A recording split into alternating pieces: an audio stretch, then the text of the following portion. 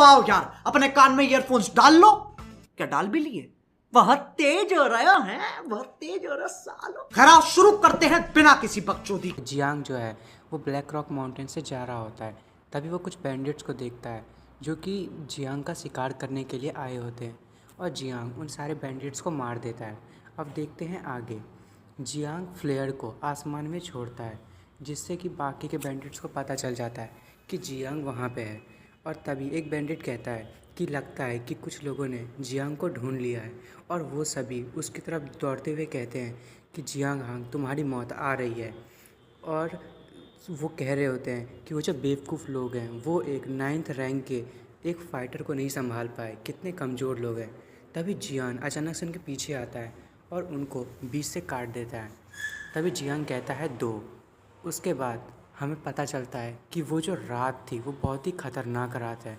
उस दिन जो शिकारी था वही शिकार बन गया था, और ब्लैक रॉक माउंटेन जो है वो पूरे ब्लड से नहा गया था।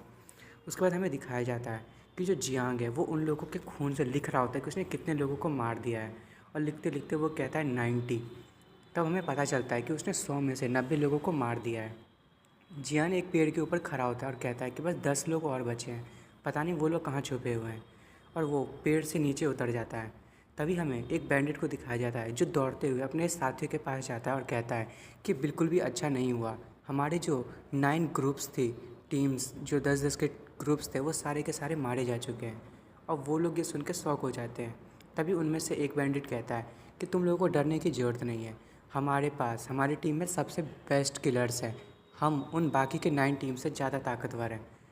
और वो कहता है कि जब तक कि मास्टर और जो 8 मास्टर हैं वो मिस रुक्सी को ख़त्म ना कर दे, तब तक हमें यहाँ पर रहना होगा ताकि हम उसको रोक सकें और उसे मार सकें। फिर जो वो बैंडिट भागता हुआ आया था वो कहता है, क्या वो मिस रुक्सी को मार देंगे? तुम्हें नहीं लगता कि हमें उन्हें पकड़ लेना चाहिए और उनके साथ कुछ एंजॉय करना चाहिए? तभी जियांग जो है वो अपने तलवार से उसके आर पार कर देता है और कहता है, तुम लोग मेरी बीवी को मारोगे, तुम्हारी दिक्कत क्या है?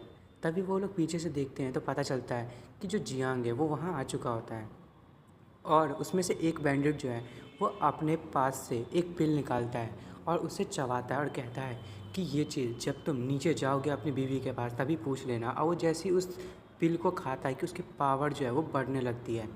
जियांग कहता है, अच्छा तुम मुझे मारने के लिए अपनी पावर को बढ़ाने की कोशिश कर रहे हो, तुम्हें पता है ना इससे तुम्हें ही डैमेज होगा।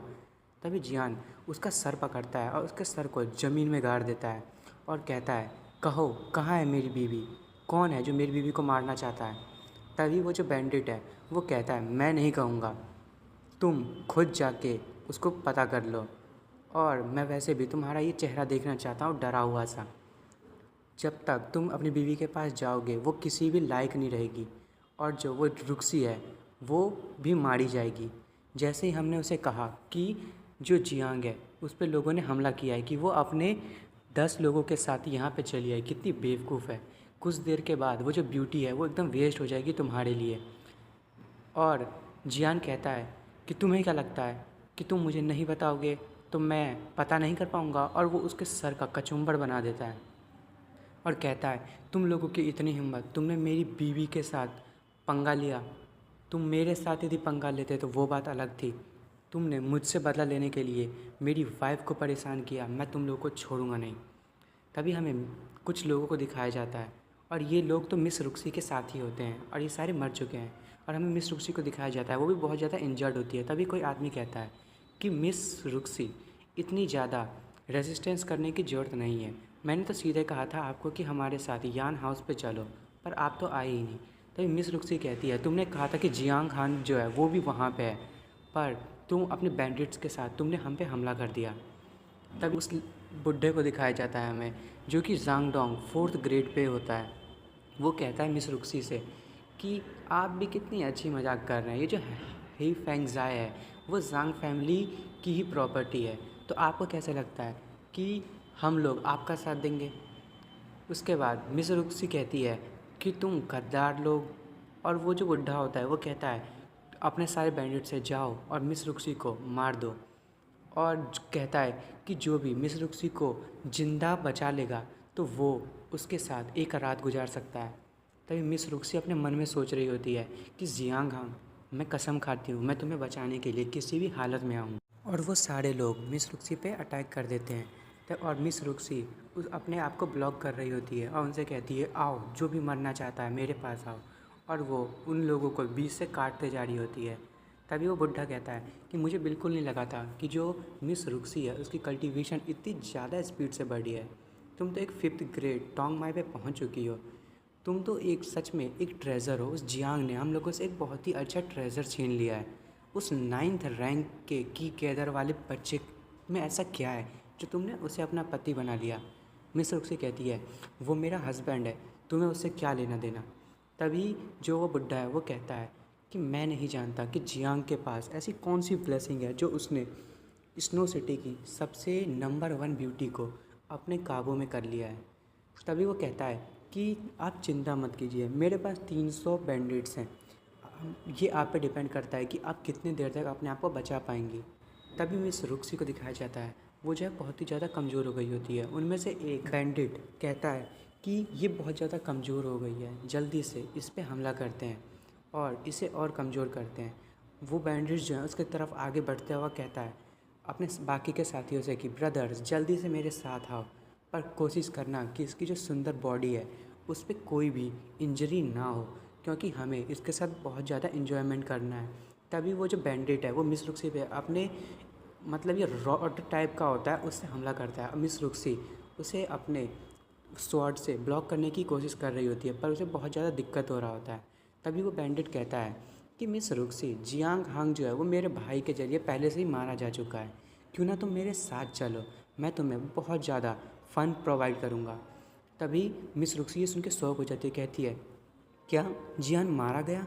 और वो उसकी रॉड को अपने स्वॉर्ड से धक्का देते हुए और साथ में उसमें अटैक करते हुए कहती है कि मैं चाहती हूँ कि तुम उसे कम से कम दफना दो। तभी वो बैंडिट कहता है मुझे तो समझ नहीं आ रहा उस जियान हान में ऐसा है क्या। छोड़ो, चलो छोड़ो भी, तुम बस हमारी बात मान लो और हम तुम्हें तुम्हारे जियांग से मिलने देंगे और उसके बाद तुम हमारे जो लॉर्ड हो उनकी एक पैराडाइज बनोगी और तुम उनकी रखैल बनोगी। तभी जो पीछे में वो बुढ़ा खड़ा होता है वो कहता है कि मुझे नहीं लगता कि यंग सिटी लॉर्ड अब इसे एक्सेप्ट करेंगे। वो बुढ़ा कहता है कि हमें सिटी लॉर्ड की सील चाहिए, यदि तुमने मुझे वो दे दिया तो तुम अपने पति को जाके नीचे में बरी कर सकते हो, यानी कि दफना सकते हो, पर उससे पहले तुम्हें वो सील हमें देना पड़ेगा और यहाँ पे जो बहुत सारे बैंडिट्स हैं उनका भी मनोरंजन करना पड़ेगा। तभी एक आवाज़ सभी लोगों को सुनाई देती है और वो आवाज़ कहती है कि इस दुनिया में ऐसा कोई भी नहीं है जो मेरी वाइफ को छू भी सके। और सारे लोग इधर उधर देखने लगते हैं और कहते हैं आखिर ये है कौन। तभी जियान उनके पीछे से आता है और कहता है ओए, तुम लोगों की इतनी हिम्मत, तुम लोग मेरी वाइफ पे अटैक कर रहे हो। तभी ये देख के जो मिस रुक्सी है वो बहुत ही ज़्यादा खुश हो जाती है और रोते हुए कहती है तुम जिंदा हो। जियांग कहता है हाँ, मैं कैसे मर सकता हूँ, इस दुनिया में ऐसा कोई भी नहीं है जो जियांग हांग को मार सके, ऐसा कोई पैदा ही नहीं हुआ। और बाकी के बैंडिट सोच रहे होते हैं ऐसा हो कैसे सकता है, ये वहाँ से बच के भागा कैसे। और वो जो बुढ़ा है वो जियांग की आंखों में देखता है और वो बहुत ही खतरनाक आंखें लग रही होती हैं उसकी, और वो बुढ़ा ये देख के कहता है कितना खतरनाक लुक है इस बंदे का। तभी मिस रुक्सी कहती है अब तुम जिंदा हो तो तुम्हें यहाँ से भाग के चले जाना चाहिए, नहीं तो तुम मारे जाओगे। तभी जियान कहता है ये तुम कैसी बात कर रही हो, मेरी इतनी ब्यूटीफुल वाइफ यहाँ पे एनिमी से घिरी हुई है और मैं भाग जाऊँ। मिस रुक्सी ये सुन के थोड़ी सी शौक होती है, कहती है ये कभी भी नहीं सुधरेगा, ऐसी टेरिबल सिचुएशन में भी ये ऐसी मजाक कर रहा है। तभी वो बुढ़ा कहता है कि तुम बेकार के लोग, तुम यहाँ पे क्या कर रहे हो, तुम्हें यहाँ पे सिर्फ प्यार भरी बातें करने के लिए नहीं कहा गया है, जाओ और उसे मार दो। और उसमें से एक बैंडिट जियांग की तरफ आगे बढ़ते हुए कहता है बच्चे तुम वहाँ से कैसे भी भागे हो, पर आज मैं तुम्हारा सर काट के रहूँगा। और बाकी के बैंडिट्स कह रहे होते हैं कि जल्दी से इसे घेर लो। तभी हमें मिस रुक्सी को दिखाया जाता है, वो कहती है जियांग यहाँ से भागो। तभी जियांग कहता है कि मेरी तरफ ध्यान से देखो, तुम्हें चिंता करने की ज़रूरत नहीं है। और वो अपनी तलवार को एक ही स्विंग लगाता है जिससे कि जो भी उसके अगल बगल के बैंडिट्स होते हैं वो सारे के सारे कट जाते हैं और उनमें से एक बैंडिट अपनी स्वॉर्ड से उस पर हमला कर देता है। और जियांग कहता है कि बस इतनी सी ताकत है। वो बैंडिट कहता है तुमने पता नहीं उन 100 लोगों का क्या किया, पर तुम वहाँ से बच गए हो, पर तुम्हें क्या लगता है तुम मुझसे बच पाओगे? जियान कहता है कि तुम्हें क्या लगता है? मुझे लगता है कि तुम्हें कुछ समझ नहीं आ रहा है। जियांग कहता है क्या तुम्हें अभी तक कुछ भी क्लियर नहीं हुआ? वो बैंडिट भी ये सुन के थोड़ा सा परेशान हो जाता है और वो बुढ़ा कहता है ये तो टोंगमई रियल्म के सेकंड रैंक पे पहुंच चुका है, ये इतनी जल्दी अपना लेवल अप कैसे कर लिया एक ही रात में? और बाकी के बैंडिट ये देख के बहुत ही ज़्यादा परेशान हो रहे होते हैं और उनमें से एक बैंडिट कहता है नाइन्थ मास्टर वहाँ से जल्दी हटे। और जैसे ही वो कहता है तब तक तो जियांग अपनी स्वॉर्ड से उसे एक अटैक करता है और उसके तो खून ही खून हो जाते हैं। और वो बैंडिट कहता है कि ये ऐसा कैसे हो सकता है? जियान कहता है मैंने उन सारे के सारे 100 लोगों को मार दिया। और ये सुन के तो बैंडिट कहता है नहीं ऐसा नहीं हो सकता, और बेचारा वो वहीं पे मर जाता है। और उसका जो साथी होता है वो बहुत ही ज़्यादा गुस्सा हो जाता है और जियांग से कहता है मैं तुम्हें आज पक्का मार के रहूँगा। और वो जियांग पे अटैक कर रहा होता है और जियांग तो उस अटैक को ऐसे डॉज कर रहा होता है जैसे उसमें कोई बच्चा अटैक कर रहा हो। और वो कहता है कि ऐसा हो कैसे सकता है? और तब तक जियान जो है उसको बीच से ही काट देता है और कहता है तुम एक बेवकूफ़ हो, तुम्हारे अटैक मेरे सामने कुछ भी नहीं है। और वो बुढ़ा ये देख के सोच रहा होता है कि इसकी ग्रोथ रेट इतनी ज़्यादा है, ये इतनी जल्दी अपने लेवल को अप करे जा रहा है और इसने 1 महीने में इतना ज़्यादा लेवल अप कर लिया है। इसे हमें मारना ज़रूरी है, नहीं तो आगे चल के ये हमारी फैमिली के लिए बहुत ज़्यादा प्रॉब्लम खड़ी कर सकता है। तभी वो अपने बाकी के बैंडिट से कहता है यहाँ आओ और जल्दी से इसे मार दो। जो भी इसे मार देगा वो मिस रुक्सी के साथ पहले सोएगा। और ये सुनते तो सारे के सारे बैंडिट्स के लात टपकने लगते हैं और वो जियांग की तरफ हमला करने के लिए आगे बढ़ते हैं। मिस रुक्सी कहती है जियांग भागो, और वो उसकी मदद करने के लिए वहाँ जा रही होती है कि तभी जो मिस रुक्सी के साथ उसका एक गार्ड होता है वो उसका हाथ पकड़ लेता है और कहता है कि हमें यहाँ से चलना चाहिए ताकि हम लोगों को रिपोर्ट कर सकें और हम अपने लिए मदद ला सकें। मिस रुक्सी कहती है कि यहाँ पे 300 बैंडिट्स हैं, मैं अपने पति को यहाँ पे छोड़ के कैसे जा सकती हूँ? तुम जाओ और लोगों को इन्फॉर्म करो, मैं तब तक यहाँ पे उसके साथ ही रहूँगी, मैं उसे छोड़ के यहाँ से कहीं नहीं जाऊँगी। और हमें दिखाया जाता है जो जियांग है वो चारों तरफ से बैंडिट से घिरा होता है, वो सब उस पर अटैक कर रहे होते हैं। तभी जियांग कहता है कि तुम चींटियों को गर्व होना चाहिए कि तुम ये मेरा रूप देख पाओगे। तभी जो जियांग है वो धीरे धीरे अपने ड्रैगन में ट्रांसफॉर्म होने लगता है और वो जो जगह है वहाँ से बहुत ज़्यादा एनर्जी सर्च होने लगती है, यानी कि एनर्जी निकलने लगती है। और हमें दिखाया जाता है जो जियान है वो अपने ड्रैगन फॉर्म में चेंज हो जाता है और बाकी के बैंडिट्स ये देख के बहुत ही ज़्यादा डर जाते हैं। जियांग कहता है कि आज आज तुम सारे यहाँ पे बिना पेन के मरोगे।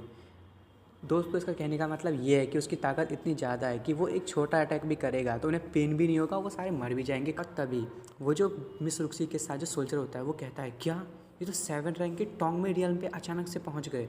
और वो बुढ़ा ये देख के कह रहा होता है मैंने सुना था कि जियान फैमिली के पास ड्रैगन की ब्लड लाइन है, पर मुझे लगा था कि वहाँ पे सारे के सारे लोग ये बारे में भूल चुके हैं और कोई भी उसे अवेकन नहीं कर पाया है। पर मैंने ये कभी नहीं सोचा था कि कोई ना कोई इस चीज़ को अवेकन कर लेगा। अब हमें इसे पक्का मारने की ज़रूरत है, नहीं तो ये सच में हमारे लिए बहुत बड़ा खतरा बन सकता है। तभी जियान बाकी के बैंडिट से कहता है कि तैयार हो जाओ, और वो अपने मुंह से आग फेंकता है और सारे बैंडिट्स इधर उधर भागने लगते हैं। पर वो इतनी तेज़ी से आग फेंकता है कि वहाँ के सारे बैंडिट्स जल जाते हैं। और साथ में हमें दिखाया जाता है कि वहाँ जो पक्षियाँ होती हैं वो उन सब का मीट खाने के लिए वहाँ पे आ रही होती हैं। और हमें चारों तरफ दिखाया जाता है जो जियांग है उसने अपनी फ्लेम से सबको भून दिया होता है।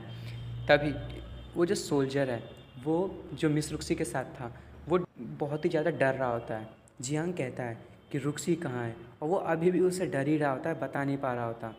तभी हमें एक माउंटेन के क्लिप पे दिखाया जाता है और वो वहाँ से आवाज़ आती है कि या तो तुम अपनी लाइफ दोगे या तुम्हें तुम्हारी बीवी की लाइफ देनी होगी, तुम ये खुद ही चुन लो।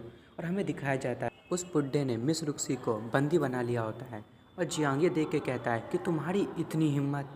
और दोस्तों हम आज इस एपिसोड को यहीं पे ख़त्म कर रहे हैं, और आपको मेरी वीडियो पसंद आई हो तो प्लीज़ मेरी वीडियो को लाइक एंड सब्सक्राइब कर दें। Thank you for watching friends. तो हेलो दोस्तों, आपका स्वागत है मेरे चैनल स्टारफ्लिक्स पर। जैसा कि हमने पिछले एपिसोड में देखा था कि वो जो बुढ़ा होता है वो मिस रुक्सी को अपने पास पकड़ लेता है और जियान को ब्लैकमेल करने लगता है। अब देखते हैं आगे। जियान कहता है कि तुम अपने लेवल को बढ़ाने के लिए इतने ज़्यादा उत्सुक हो कि तुम ये बेकार के ट्रिक्स को अपना रहे हो। मैंने कभी नहीं सोचा था कि एक 9th रैंक का जो मास्टर है वो ऐसा कुछ करेगा। तभी वो बुढ़ा कहता है कि मैं सिर्फ एक भिखारी हूँ, बिना जांग्स फैमिली के हेल्प के मैं ये कभी नहीं कर पाता। मैं उन्हें ये फेवर वापस से रिटर्न ज़रूर करूँगा। मिस रुक्सी कहती है, मुझे अकेला छोड़ दो, मैं सिटी लॉर्ड के जो सील है उसे बचा के रहूँगी और उसको बचाने के लिए मुझे अपनी लाइफ को बचाना पड़ेगा। कि तभी वो बुढ़ा जो है वो मिस रुक्सी को धक्का दे देता है और जियान उड़ते हुए मिस रुक्सी को पकड़ने के लिए जाता है। और जैसे ही वो मिस रुक्सी को हवा में पकड़ता है कि वो बुढ़ा पीछे से आके अपनी स्वॉर्ड से जियांग पे अटैक करता है और कहता है कि मुझे पता ही था कि तुम्हारी कमज़ोरी ये औरत है। तभी जियान मिस रुक्सी को लेके नीचे गिर रहा होता है, उसके मुंह से खून निकल रहा होता है और जियान कहता है कि मैंने कभी नहीं सोचा था कि ये जो बंदा है वो मेरी ड्रैगन आर्मर को तोड़ पाएगा, ये तो बहुत ही ज़्यादा रेयर वाली बात है। तभी वो मिस रुक्सी को नीचे उतारता है और वो बुढ़ा नीचे आते हुए कहता है कि अब तुम उड़ नहीं सकते, आज मैं तुम्हें पक्का मार दूंगा और ये जो छुपा हुआ डेंजर है हमारी जांग फैमिली के लिए मैं उसे पक्का तबाह कर दूंगा। तभी जियांग कहता है आओ फिर देखते हैं कौन मरेगा, और वो बुढ़ा जियांग पे अटैक करता है और जियांग भी अपनी स्वॉर्ड को निकाल लेता है और उसको ब्लॉक कर रहा होता है। पर वो जो बुढ़ा होता है वो बहुत ही ज़्यादा ताकतवर होता है, वो पीछे हटता है और फिर तुरंत अपनी पूरी स्पीड से आगे बढ़ते हुए कहता है चलो हो जाए, और वो फिर से जियांग पे अटैक करता है और जियांग उसे अपनी स्वॉर्ड से ब्लॉक करने की कोशिश कर रहा होता है। पर जो वो बुढ़ा है उसकी ताकत बहुत ज़्यादा होती है। जियांग कहता है ये तो बहुत ही ज़्यादा ताकतवर है पर मैं इसे ज़्यादा देर तक रोक नहीं पाऊँगा। वो बुढ़ा कहता है कि तुम्हारे पास भले ही ड्रैगन की ब्लड लाइन हो पर तुम मेरे सामने नहीं टिकोगे। जियान सोच रहा होता है मुझे इसे और कितनी देर तक ब्लॉक करना पड़ेगा, और तभी वो जो बुढ़ा होता है वो जियांग पे अटैक करता है। जो जियांग है वो दूर जाके गिरता है और वो बुढ़ा कहता है कि अब मैं तुम्हें मारने के बाद अपने पैट्रियार्च के पास खुशी से जा पाऊँगा। और वो जियांग पे फिर से अटैक करने लगता है और ये जियांग ये देख के सोचता है कि अब तो मैं गया। कि तभी मिस रुक्सी उस अटैक को ब्लॉक करने लगती है और कहती है कि मैं तुम्हें इसे नहीं मारने दूंगी। पर वो जो बुढ़ा होता है उसकी जो ताकत होती है उसके चक्कर में जो मिस रुक्सी है वो बहुत ही दूर जाके गिरती है और जियांग ये देख के बहुत ही ज़्यादा गुस्सा हो जाता है और उस बुढ़े पे अटैक करने के लिए आगे बढ़ता है। वो बुढ़ा कहता है कि तुम वैसे भी तो हारने वाले हो, इतने बेचैन क्यों हो रहे हो मरने के लिए। तभी जियान अपनी एक खतरनाक शॉट टेक्निक का इस्तेमाल करता है और जैसे ही वो उसका इस्तेमाल करता है कि वो उस बुढ़े को बिल्कुल सेंटर से काट देता है और वो बुढ़ा कहता है ये कैसे हो सकता है। तभी हमें उस सोल्जर को दिखाया जाता है जो मिस रुक्सी के साथ होता है। वो कहता है कि क्या क्या मैंने अभी सच में देखा कि एक 9th रैंक के टोंगमई को एक तलवार से बीच से काट दिया गया। तभी मिस रुक्सी को दिखाया जाता है, वो जियांग को पकड़ते हुए कहती है तुम मेरी वजह से होल्ड बैक कर रहे थे, मुझे पता ही था। जियांग कहता है कि जब तक तुम ठीक हो तब तक मैं कोई भी रिस्क लेने के लिए तैयार हूँ। मिस रुक्सी उस सोल्जर से कहती है कि जाओ और मेरे हस्बैंड के लिए कपड़े ढूंढो। वो सोल्जर कहता है हाँ ठीक है। जियान मिस रुक्सी के पास जाते हुए कहता है मेरी जो वाइफ है वो कितनी अच्छी है, और वो मन में सोच रहा होता है क्या इसने मुझे एक्सेप्ट कर लिया। तभी मिस रुक्सी उसको रोकते हुए कहती है कि अपने आप को ज़्यादा समझदार समझने की ज़रूरत नहीं है, वो तो मैं तुम्हारी इतनी देखभाल करूँगी कि तुम एक बेवकूफ़ हो। तभी हमें दिखाया जाता है कि जो मिस रुक्सी है और जियान घोड़े पे बैठे होते हैं और जो जियांग है वो कहता है कि मेरी इंजरी बहुत ही ज़्यादा बुरी है और मुझे पता है कि मेरी वाइफ जो है वो बहुत ही अच्छी हॉर्स राइडिंग करती है, आज मैं अपनी वाइफ के पीछे बैठूंगा हॉर्स राइडिंग में। और मिस रुक्सी कहती है कि ठीक है बट अच्छे से पकड़ना। और जियान कहता है मैं बहुत ही ज़्यादा मुझे दर्द हो रहा है, मैं ढंग से नहीं बैठ सकता। और फिर जो सिटी होती है उसका गेट खुलता है और हमें दिखाया जाता है कि उसके अंदर से जो जियांगार होती है यानी कि मिस रुक्सी की मेड वो बाहर आती है और जियांग देख के उसे खुश हो जाता है। मिस रुक्सी कहती है कि जल्दी से जियांग की देखभाल करो, और मिस रुक्सी नीचे उतरते हुए कहती है जियांग से कि मैं अपने फादर से मिलने जा रही हूँ कि उनके साथ कुछ हुआ है कि नहीं हुआ है, और तुम ज़्यादा दूर मत जाना, पता चले कि तुम कहीं मर जाओ और तुम्हारी कोई बॉडी भी कहीं से ना ला पाए। जियांग मन में सोच रहा होता है कि इसने तो अपनी पर्सनैलिटी सच में बहुत ज़्यादा चेंज कर ली। जियांग अंदर जाते हुए उस मेड से कह रहा होता है तुम क्या रोज़ मेरा यहाँ पे इंतज़ार कर रही थी कि मैं वापस आऊँगा, तुम क्या मेरे बिस्तर पे सोने के लिए तुम्हें इतनी ज़्यादा जल्दी है।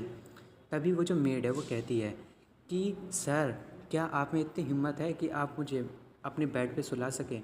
और ये सुन के तो जियांग बहुत ही ज़्यादा डर जाता है और जल्दी से आगे बढ़ते हुए कहता है कि जाओ जल्दी से मेरा रूम और एक फर्नेस प्रिपेयर करो। मुझे जो अपने वाउंड्स मतलब मेरे को जो इंजरी हुई है उसे मैं ठीक करना चाहता हूँ। वो जो मेड होती है वो कहती है कि क्या आपको ज़्यादा चोट लगी है? क्या मैं आपके लिए आपके ज़ख्मों को देखूँ? जियांग कहता है कि नहीं, मैं इस चीज़ को हैंडल नहीं कर सकता, मुझे इससे दूर भागना पड़ेगा। तभी हमें दिखाया जाता है कि जियांग जो है वो अपनी इंजरीज़ को हील कर रहा होता है और वो एक नई स्किल को सीख रहा होता है जिसमें कि वो अपनी सोल को अपनी बॉडी से बाहर निकाल सकता है और उसकी सोल जो है वो दूसरी दूसरी जगहों पे जाके घूम सकती है।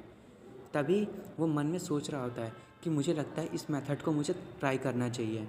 जब मुझे क्विंग चैंग ने अपने पास बंदी बना के रखा था तो वो अपनी मेट्स को ये टेक्निक उसने सिखाया था ताकि जो उसकी मेट्स हैं वो अपनी सोल को बाहर निकाल के मुझ पे निगरानी रख सके। वैसे तो मैं इस टेक्निक का यूज़ कर सकता हूँ पर मैं इससे ज़्यादा दूर तक नहीं जा सकता। मैं आज बहुत ही फ्रीली घूमूंगा। और वो कहता है कि अगर मैं अपने 7th ऑर्डर पे पहुँच गया तो मैं 1000 माइल्स तक जा पाऊँगा और ये बहुत ही ज़्यादा कूल होगा। और हमें दिखाया जाता है जो मेड होती है जियांगर उसके कमरे को, जो जियांग है वो सोच रहा होता है कि ये तो बहुत ज़्यादा रात हो गई है, क्या जियांगार इतनी रात में सो गई होगी, मुझे जाके देखना पड़ेगा। तभी वो उस रूम में एंटर करता है और हमें उस मेड को दिखाया जाता है जो अपनी नाइट ड्रेस में होती है और हमें उसकी बॉडी को दिखाया जाता है और जियांग भी उसे देख के उसकी नोज़ ब्लीडिंग स्टार्ट हो जाती है। और दोस्तों आपको तो नोज़ ब्लीडिंग का मतलब पता ही है। और वो कहता है मैं अब इसे संभाल नहीं सकता, ये जो लड़की है ये मुझे पागल बना देगी। और वो उसके कमरे से बाहर निकलते हुए खांसते हुए बाहर निकलता है और कहता है कि मुझे लगता है मुझे रुक्सी से बाहर जाना चाहिए कि क्या वो सोई कि नहीं। और वो कहता है कि ये जो जियांगर है इसे ढंग के कपड़े पहन के सोना चाहिए, नहीं तो इसे ठंड लग गई तो मुझे बहुत ही बुरा लगेगा।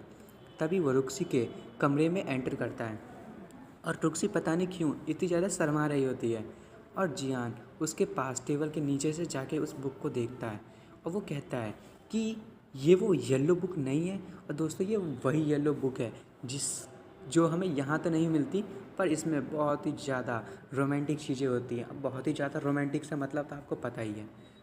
उस बुक को पढ़ के बहुत ही ज़्यादा शर्मा रही होती है और जियांग ये देख के बहुत ही ज़्यादा खुश हो रहा होता है। और मिस रुक्सी उस बुक को देख के कह रही होती है कि कितनी क्यूट है, पता नहीं वो क्या क्या कही जा रही होती है।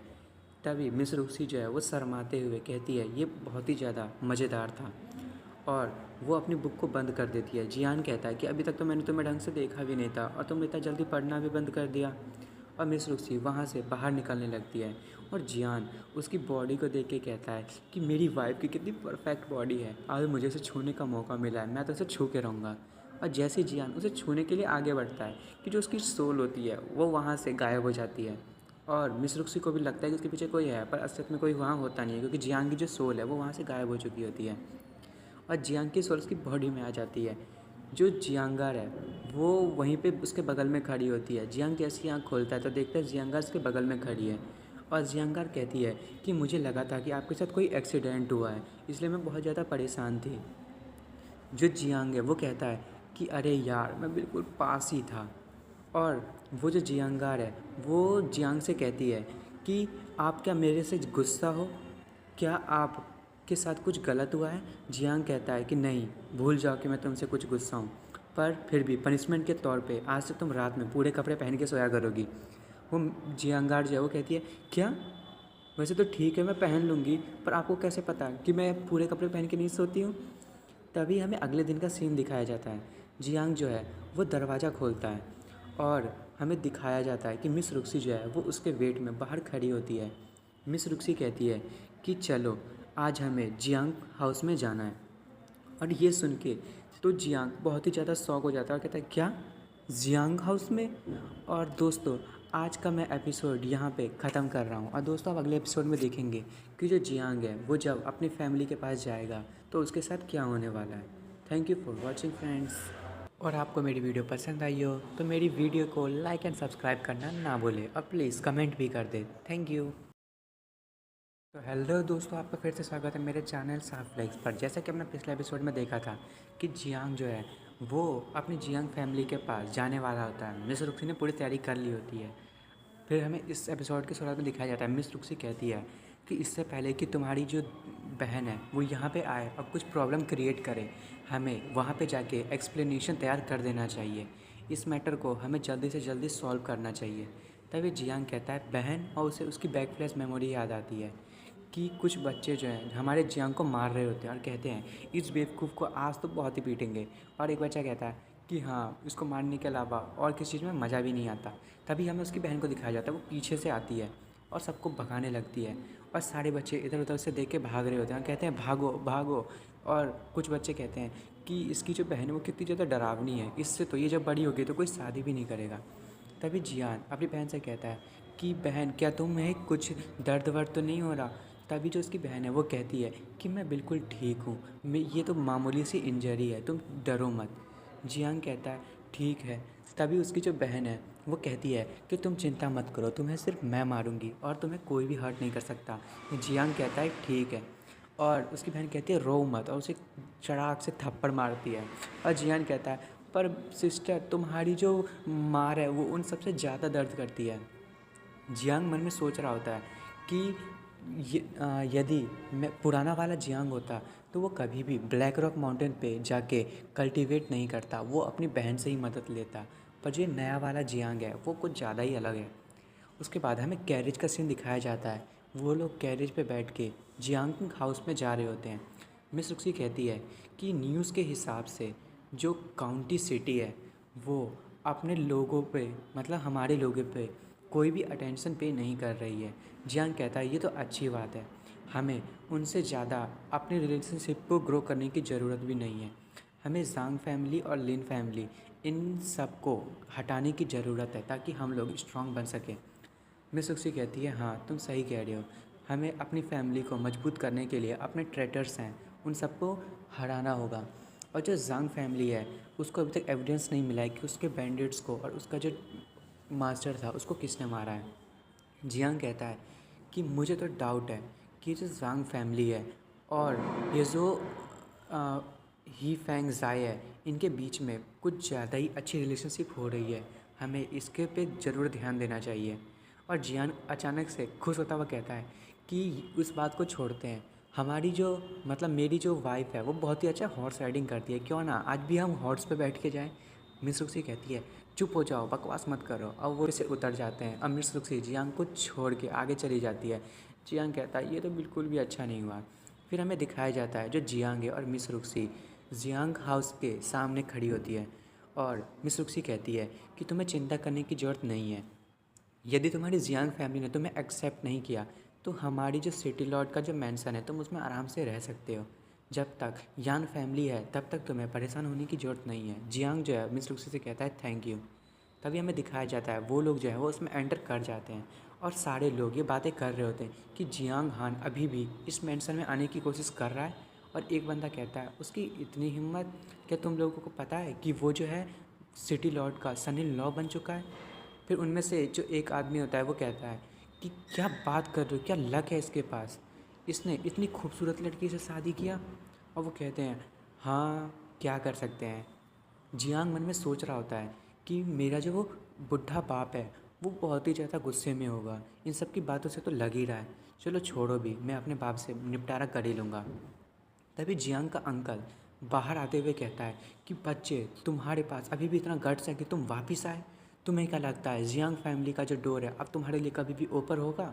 जियांग कहता है कि क्यों क्यों नहीं होगा, इस बार वैसे भी मैं यहाँ पे अच्छे से अपोलोजाइज़ करने आया हूँ।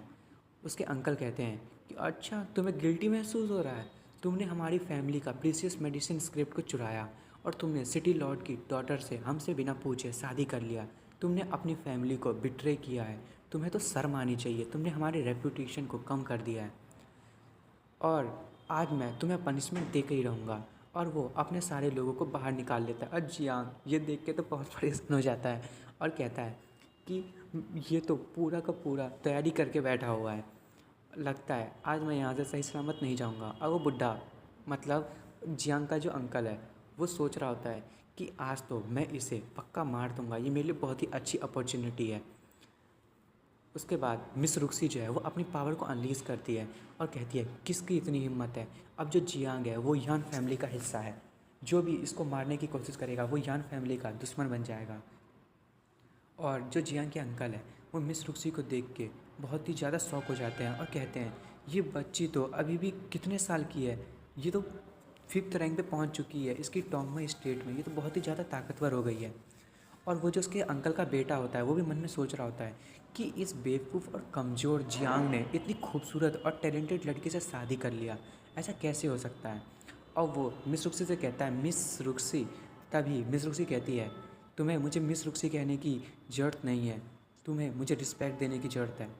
तभी जो उसके अंकल का बेटा होता है वो कहता है ठीक है। और वो मन में सोच रहा है ऐसा क्यों हो रहा है। जियांग ये देख के बहुत ही ज़्यादा खुश हो रहा होता है कि जो मिस रुक्सी है वो उसे प्रोटेक्ट कर रही है।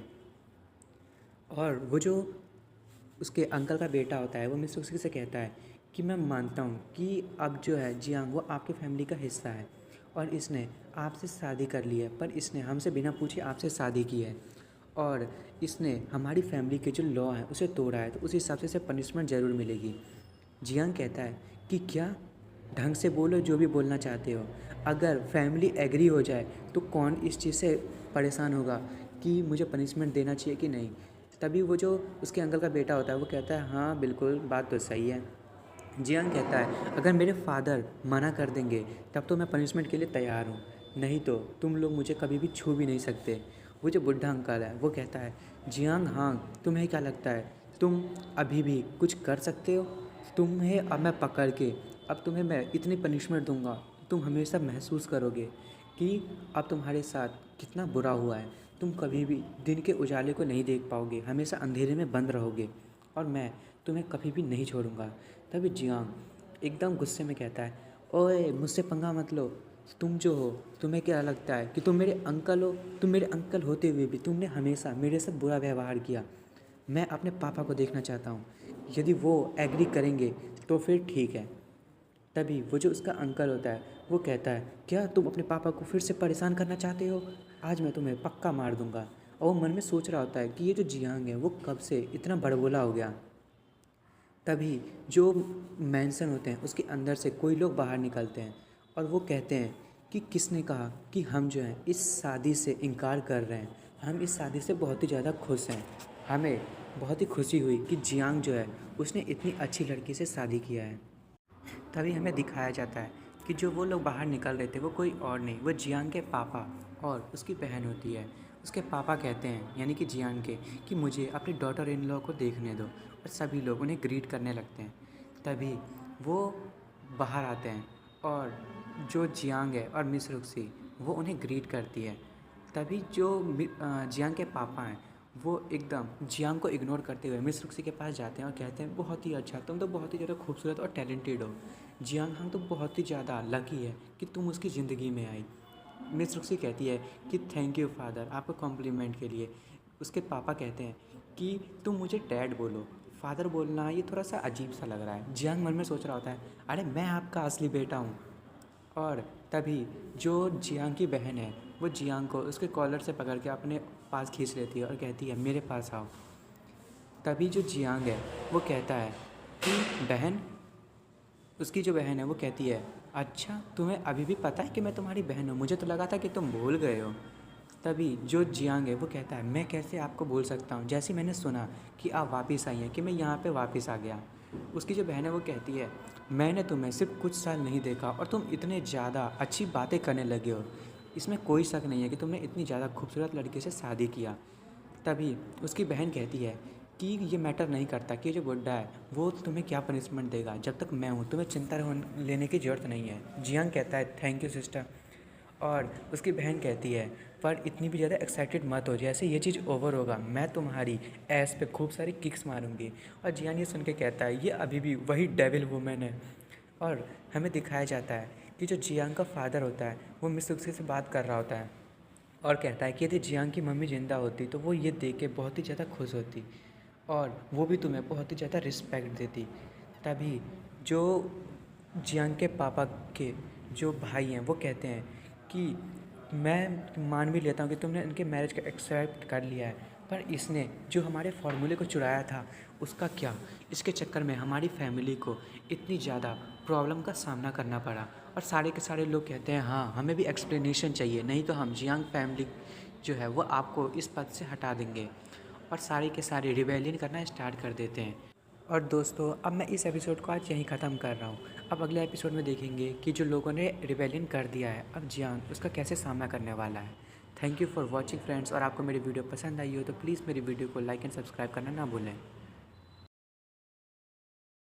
तो हेलो दोस्तों, आपका स्वागत है मेरे चैनल साफ फ्लिक्स पर।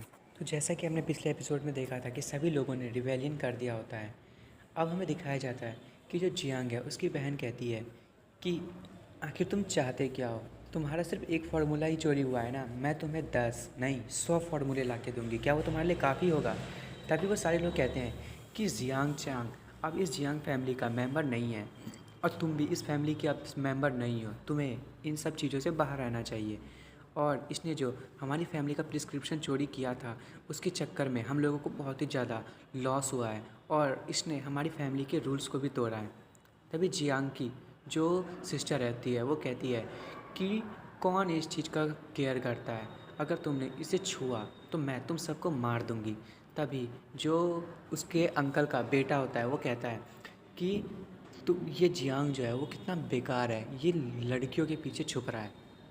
तभी जियांग सोच रहा होता है कि ये कितनी ज़्यादा अच्छी है मेरी सिस्टर, मेरे पास कितने सारे लोग हैं मुझे सपोर्ट करने के लिए। तभी जियांग के पापा कहते हैं कि भाई क्या तुम हमारी फैमिली को छोड़ना चाहते हो। तभी जो वो उसके अंकल होते हैं, मतलब जियांग के जो अंकल होते हैं वो कहते हैं नहीं, मैं अपनी फैमिली को कभी भी इग्नोर नहीं करता और नहीं करूँगा, पर तुम्हारे जो बेटे हैं उसने लॉ तोड़ा है और तुम भी फेल हुए हो अपने बेटे को अच्छी चीज़ें सिखाने में, और वो जो क्वालिफाइड भी नहीं है कि वो फैमिली का हेड बन सके। क्यों ना तुम अपने बेटे को हमारे हवाले कर दो और हेड की जो पोजीशन है वो मुझे सौंप दो। और उसके पापा यानी कि जियांग के पापा जो है वो ये सुन के कहते हैं कि क्या तुम रिबेल करने के प्लान में हो। तभी वो जो उसके अंकल है वो कहते हैं हाँ मेरे को अपनी फैमिली को बचाना है, तुमने तो इस फैमिली के लिए कुछ किया भी नहीं है, तुम इस फैमिली के एक दोषी हो, तुमने इस फैमिली को डेंजर में डाला है क्योंकि तुम अपने बच्चे को संभाल के नहीं रख पाए, तुमने अपने बच्चे को बिगाड़ दिया।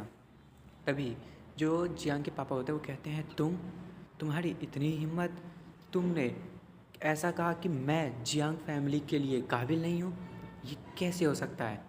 कि तभी जो जियांग के अंकल का बेटा होता है वो कहता है कि क्या आपको पता है कि जो जियांग है उसने जो किंग है उससे पंगा ले लिया है मिस रुक्सी से शादी करके। अब जो वो किंग है वो मिस रुक्सी की फैमिली के साथ साथ हमारी फैमिली को भी नहीं छोड़ेगा और हमें अपनी फैमिली को बचाने के लिए जांग फैमिली से हाथ मिलाना पड़ेगा और हमने इस चीज़ की पूरी तैयारी कर ली है। तभी जियांग हंसते हुए कहता है वाह वाह क्या अच्छे कुत्ते हैं, मैंने तो कभी भी नहीं सोचा था कि ये जो डॉग्स हैं वो इतनी अच्छी बातें भी कर पाएंगे और अपने मालिक पे भौंकने लगेंगे। और ये सुन के जो उसके अंकल और उसके अंकल का जो बेटा होता है वो गुस्सा हो रहे होते हैं और जो उसके अंकल होते हैं वो फिर भी कहते हैं कि हमने जांग फैमिली के लिए पार्टनरशिप किया है ताकि हम अपनी जियांग फैमिली को बचा सकें। तभी उसके जो पापा हैं यानी कि जियांग के पापा वो कहते हैं कि हम लोग जो हैं वो बहुत ही अच्छे लोग हैं और जो जांग फैमिली है उनके पास एक शेर और लोमड़ी का दिल है, तुम्हें क्या लगता है कि वो हमारी सिटी को छोड़ देंगे। कुछ टाइम के बाद वो हम पे अटैक करके हमारी फैमिली को भी अपने काबू में कर लेंगे। और तभी उसके जो चाचा होते हैं जियांग के वो कहते हैं कि हमें पूरी तरीके से बर्बाद होने से तो अच्छा यही है कि हम लोग सरेंडर कर दें और जांग फैमिली है उनके साथ रहने लगे। मैं तुम्हें तुम्हारी जो मरी हुई वाइफ है आज उसके पास भेज दूंगा और तुम्हारी जो पोस्ट होगी वो मेरी हो जाएगी। और जो सारे के सारे लोग होते हैं वो लड़ाई के लिए तैयार हो जाते हैं। तभी जियांग हंसते हुए कहता है मज़ा ही आ गया, क्या कमाल के लोग हैं, अच्छा यदि तुम लोग मरना ही चाहते हो तो ठीक है। और जियांग एकदम डेडली लोग बनाते हुए कहता है अगर इन कुत्तों का मरने का टाइम आ गया है तो सबसे पहले मैं ही इन्हें मारूंगा। और ये सुन के तो सारे लोगों को गुस्सा आ जाता है और कहते हैं इसे जल्दी से मार देते हैं, ये पता नहीं आजकल बहुत ही ज़्यादा बेकार की बातें कर रहा है, आज तो मैं इससे अपने जूते चटवाऊँगा। जियांग कहता है अच्छा तुम ऐसा करने वाले हो, चलो देखते हैं आज कौन किसके जूते चाटेगा। और जियांग कहता है कि अब देखते हैं हम में से कौन यहाँ से ज़िंदा रहता है और कौन इस फैमिली में ज़िंदा रह के इसका हेड बनेगा। और जियांग अपनी स्वॉर्ड को उनकी तरफ फेंकते हुए कहता है चलो फिर इस चीज़ को लड़ाई करके ही सॉल्व करते हैं। और सारे लोग ये सोच के सोचते हैं क्या कि ये मरना चाहता है, ये इतना बेवकूफ़ है क्या, इसकी स्ट्रेंथ जो है वो मेरे सामने कुछ है भी। जो जियांग की जो सिस्टर होती है वो भी सोच रही होती है कि मैंने इसको 5 साल से नहीं देखा और ये बहुत ही ज़्यादा इम्प्रूव हो चुका है। तभी जो जियांग के पापा हैं वो उसके सामने आते हुए कहते हैं कि मेरे बेटी से दूर रहो। और जियांग कहता है फादर आपको चिंता होने की ज़रूरत नहीं है, मैंने बहुत ज़्यादा प्रैक्टिस की है, मैंने बहुत ज़्यादा अपोनेंट्स को मारा है, ये तो मेरे सामने कुछ भी नहीं है। तब जो जियांग के अंकल का बेटा होता है वो कहता है कि अच्छा तुम तो मेरे सामने एक चींटी के बराबर हो, तुम तो एक कीड़े हो मेरे लिए, तुम्हें तो मैं ऐसे ही मार दूंगा। तभी जियांग कहता है अपने फादर और अपनी सिस्टर से कि आप लोगों को चिंता करने की ज़रूरत नहीं है। तभी जियांग के जो पापा होते हैं वो कहते हैं कि मैं थोड़ा सा इंजर्ड हूँ, नहीं तो मैं तुम्हारी मदद कर पाता। और जियांग की सिस्टर कहती हैं कि भाई यदि तुम्हें ऐसा लगे कि तुम्हें अब मुसीबत होने वाली है तो तुम तुरंत ही मुझे सिग्नल दे देना। और वो लोग जो है वो मतलब जियांग के जो अंकल के बेटे होते हैं उस पर ध्यान नहीं दे रहे होते और उसको ना इग्नोर कर रहे होते हैं। और वो जो उसके अंकल का बेटा होता है वो बहुत ही ज़्यादा गुस्सा हो रहा होता है। तभी जियांग कहता है ओए कुत्ते भौंकना बंद कर। तभी वो जो उसके अंकल का बेटा होता है जियांग के अंकल का, वो उस पर हमला करने के लिए आगे बढ़ता है, कहता है तुम्हारी इतनी हिम्मत, तुम्हें तो आज मैं मार के रहूँगा। जियांग कहता है ये जो हवा वाला अटैक कर रहा है कितना बेकार है, अरे जल्दी से मेरे पास पहुँचो भी। और सारे लोग खुश हो रहे होते हैं कि आज तो ये पक्का मरेगा, हमारे जो यंग लॉर्ड हैं वो इसको पक्का मार देंगे। जियांग तो इतना ज़्यादा डर गया कि वो हिल भी नहीं पा रहा और जियांग तुरंत ही अपना स्वॉर्ड निकालता है और उसके भाई जो होता है उसका हाथ काट देता है और ये एकदम दूर जाके गिरता है। उसका भाई मतलब उसके अंकल का जो बेटा है और उसके जो अंकल होते हैं वो उसे पकड़ लेते हैं और कहते हैं जियांग हान तुम्हारी इतनी हिम्मत। और जो वो उसके अंकल का बेटा होता है वो कहता है कि फादर मैं इसे खुद मारना चाहता हूँ, थोड़ी देर के लिए आप साइड रहें। उसके फादर कहते हैं बेटा पर उसकी जो स्ट्रेंथ है वो बहुत ही ज़्यादा है और तुम ऑलरेडी इंजर्ड हो चुके हो, तुम लड़ाई नहीं कर सकते। वो खड़ा फिर भी खड़ा होता है और कहता है कि नहीं मैं इसे मार के रहूँगा। और वो अपने भाले को आगे बढ़ाते हुए कहता है आज मैं इसे अपने एक हाथ से ही मार दूँगा। जियांग कहता है मैंने तुम्हें एक चांस दिया था कि तुम यहाँ से जा सको, पर अब मुझे दोषी मत ठहराना। तभी जियांग अपनी एक अटैक करता है और उसका गर्दन उड़ा देता है। और जो उसके अंकल होते हैं वो अपने बेटे को बचाने के लिए आगे बढ़ते हैं, पर तब तक तो उसके बेटे की एकदम गले उड़ गए होते हैं। और इसके चक्कर में वो बहुत ही ज़्यादा गुस्सा हो जाते हैं और जियांग पे अटैक करने के लिए आगे बढ़ते हैं और जियांग को अपने पंच से अटैक करते हैं। तभी जियांग उस पावर को महसूस करता है और कहता है ये तो बहुत ही ज़्यादा फोर्स है। और जियांग एकदम ज़मीन पे आके गिरता है और मिस रुक्सी और जो जियांग की जो सिस्टर है वो बहुत ही ज़्यादा डर जाती हैं। और जो उसकी मतलब जियांग की जो बहन है वो उसके पास जाती है और कहती क्या तुम ठीक हो, क्या तुम मरे तो नहीं। जियांग खड़ा होते हुए कहता है अरे यार तुम तो मेरे को जिंदा ही मार रही हो। और मिस रुक्सी जो है वो थोड़ी सी गुस्सा हो रही होती है कि मुझे वहाँ पे होना चाहिए था। तभी हमें उसके अंकल को दिखाया जाता है जियांग के, वो कहता है कि तुमने उसे मार दिया, मेरे बेटे को मार दिया, आज मैं तुम्हें ज़िंदा नहीं छोड़ूंगा। और वो अपने सभी लोगों को कहता है जाओ इन सबको मार दो, जो भी इसे मारेगा मैं उसे 10,000 सोने के सिक्के दूंगा। और तभी सारे के सारे लोग जियांग को मारने के लिए आगे बढ़ते हैं और जियांग की जो सिस्टर है वो कहती है जो भी हमें बिट्रे करने की कोशिश करेगा उन सबको यहाँ पे मैं ज़िंदा मार दूंगी। और तभी जियांग जो है वो अपने ड्रैगन वाली फॉर्म में आता है और अपनी पूंछ का इस्तेमाल करते हुए एक आदमी के पेट में डाल देता है। और फिर हमें दिखाया जाता है जो जियांग है वो ड्रैगन वाली फॉर्म में चेंज हो गया होता है। उसके पापा ये देख के शॉक हो गए होते हैं। तभी कहता है जियांग कि और कोई आगे आने वाला है और सभी लोग जियांग को ऐसे देख के शॉक हो जाते हैं और कहते हैं ये तो ड्रैगन ब्लड लाइन है, मेरे को तो लगा था ये सिर्फ एक मिथ है। और जो उसके अंकल होते हैं जियांग के वो भी देखते हैं और कहते हैं क्या ये पॉसिबल कैसे है। और जो जियांग की जो बहन है वो बहुत ही ज़्यादा खुश हो रही होती है और मिस रुक्सी भी। तभी जो जियांग के पापा हैं वो कहते हैं मेरे बेटे ने हमारे ड्रैगन ब्लड लाइन को अवेकन कर लिया है, गॉड ने हमारी जियांग फैमिली को इतनी अच्छी ब्लेसिंग दी है, क्या तुम लोग अभी भी हमें धोखा देना चाहते हो, और अगर अभी तुम लोगों ने अपने स्वॉर्ड को नीचे कर दिया तो हम लोग तुम्हें माफ़ कर देंगे। तभी सारे के सारे सोल्जर्स अपने घुटनों पर आ जाते हैं और कहते हैं हमें माफ़ कर दीजिए ट्रू ड्रैगन, हम माफ़ी मांगते हैं, हम दोषी हैं। तभी जियांग जो है वो मन में सोच रहा होता है ये जो ड्रैगन ब्लड लाइन है वो उसका स्टेटस यहाँ पे बहुत ही ज़्यादा है। और तभी जो जियांग के जो पापा होते हैं वो अपने भाई से कहते हैं भाई रुक जाओ, तुमने भी देखा जो जियांग जो है वो कितना ज़्यादा टैलेंटेड है। तभी जो उसके अंकल होते हैं जियांग के वो कहते हैं हाँ तुम्हारा बेटे ने मेरे बेटे को मार दिया। पर मैं इस चीज़ को बिल्कुल भी नज़रअंदाज नहीं कर सकता। मैं मानता हूँ कि जो ड्रैगन ब्लड लाइन है वो बहुत ही ज़्यादा ताकतवर है। मैं गलत था उसके बारे में, पर फिर भी इसने मेरे बेटे को मारा है, मैं इसे मार के रहूँगा। तभी जो वो उसके अंकल होते हैं वो जियान पे अटैक करने के लिए आगे बढ़ते हैं और जियान अपनी स्वॉर्ड का इस्तेमाल करते हुए वहाँ पे एक अटैक करता है और उन दोनों के अटैक्स जो हैं वो एक दूसरे से टकराते हैं।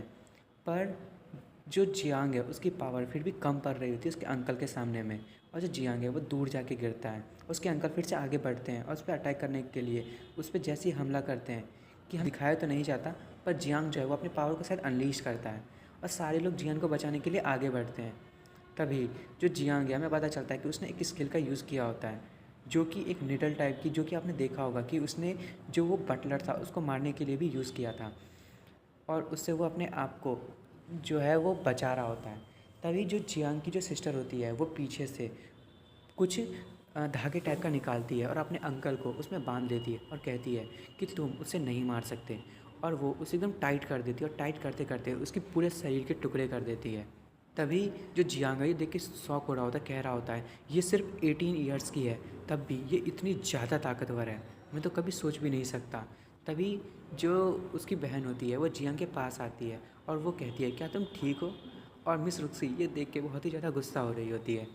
तो दोस्तों अब इसके आगे का एपिसोड हम अब अगले दिन देखेंगे और देखेंगे कि अब क्या होने वाला है जियांग के साथ। Thank you for watching friends, और आपको मेरी वीडियो पसंद आई हो तो प्लीज़ मेरी वीडियो को लाइक एंड सब्सक्राइब करना ना भूलें। तो हेलो दोस्तों, आपका फिर से स्वागत है मेरे चैनल साफ्लिक्स पर। जैसा कि हमने पिछले एपिसोड में देखा था कि जो जियांग और जियांग की सिस्टर है वो मिलके उसके अंकल को मार देते हैं। अब इस एपिसोड में दिखाया जाता है कि जो जियांग है उसके पापा जियांग से कहते हैं कि मैं चाहता हूँ कि मैं तुम्हारे अंकल को रिस्पेक्टफुली दफना सकूँ, और वो कहते हैं कि जो तुम्हारे ग्रैंडफादर थे उनके सिर्फ हम ही 2 बेटे थे।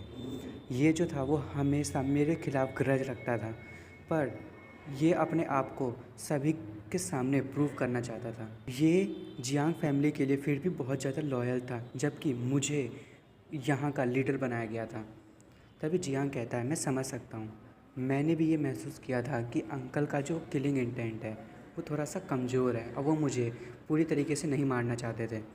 तभी जियांग मन में सोच रहा होता है कि जो अंकल हैं वो भले ही अपनी फैमिली के लिए लॉयल थे, उन्हें अपने बेटे को कुछ सिखाना चाहिए था, बस इनकी एक ही दिक्कत थी कि वो जो है वो नैरो माइंडेड थे। तभी जो जियांग की बहन है उसे अपनी तरफ खींच लेती है और जियांग कहता है अब मैं बच्चा नहीं हूँ, मुझे ऐसे क्यों खींच रही हो आप। उसकी बहन कहती है कि तुम बड़े तो हो गए हो, तुम्हारे तो एब्स भी निकल आए हैं। जियांग कहता है मुझे छुओ मत। अब मिस रुक्सी ये देख के बहुत ज़्यादा गुस्सा हो रही होती है। तभी जियांग के पापा कहते हैं रुक्सी मुझे तुमसे कुछ बात करनी है। फिर वो कहते हैं कि रुक्सी मुझे कोई प्रॉब्लम नहीं है कि जो जियांग चांग है वो तुम्हारी फैमिली को ज्वाइन कर ले, पर जैसा कि तुमने देखा कि मेरे बेटे ने हमारे ट्रू ड्रैगन ब्लड लाइन को अवेकिन कर लिया है, इसलिए हम उसको इतनी आसानी से नहीं जाने दे सकते। मिस रुक्सी कहती है कि मैं समझ सकती हूँ, मैं वापस जाऊँगी और अपने फादर से कहूँगी कि वापस से हम लोगों की शादी की जाए। तभी जियांग के पापा कहते हैं नहीं नहीं, वो तो ठीक है, तुम शायद कुछ गलत समझ रही हो, मुझे उस चीज़ से कोई मतलब नहीं है।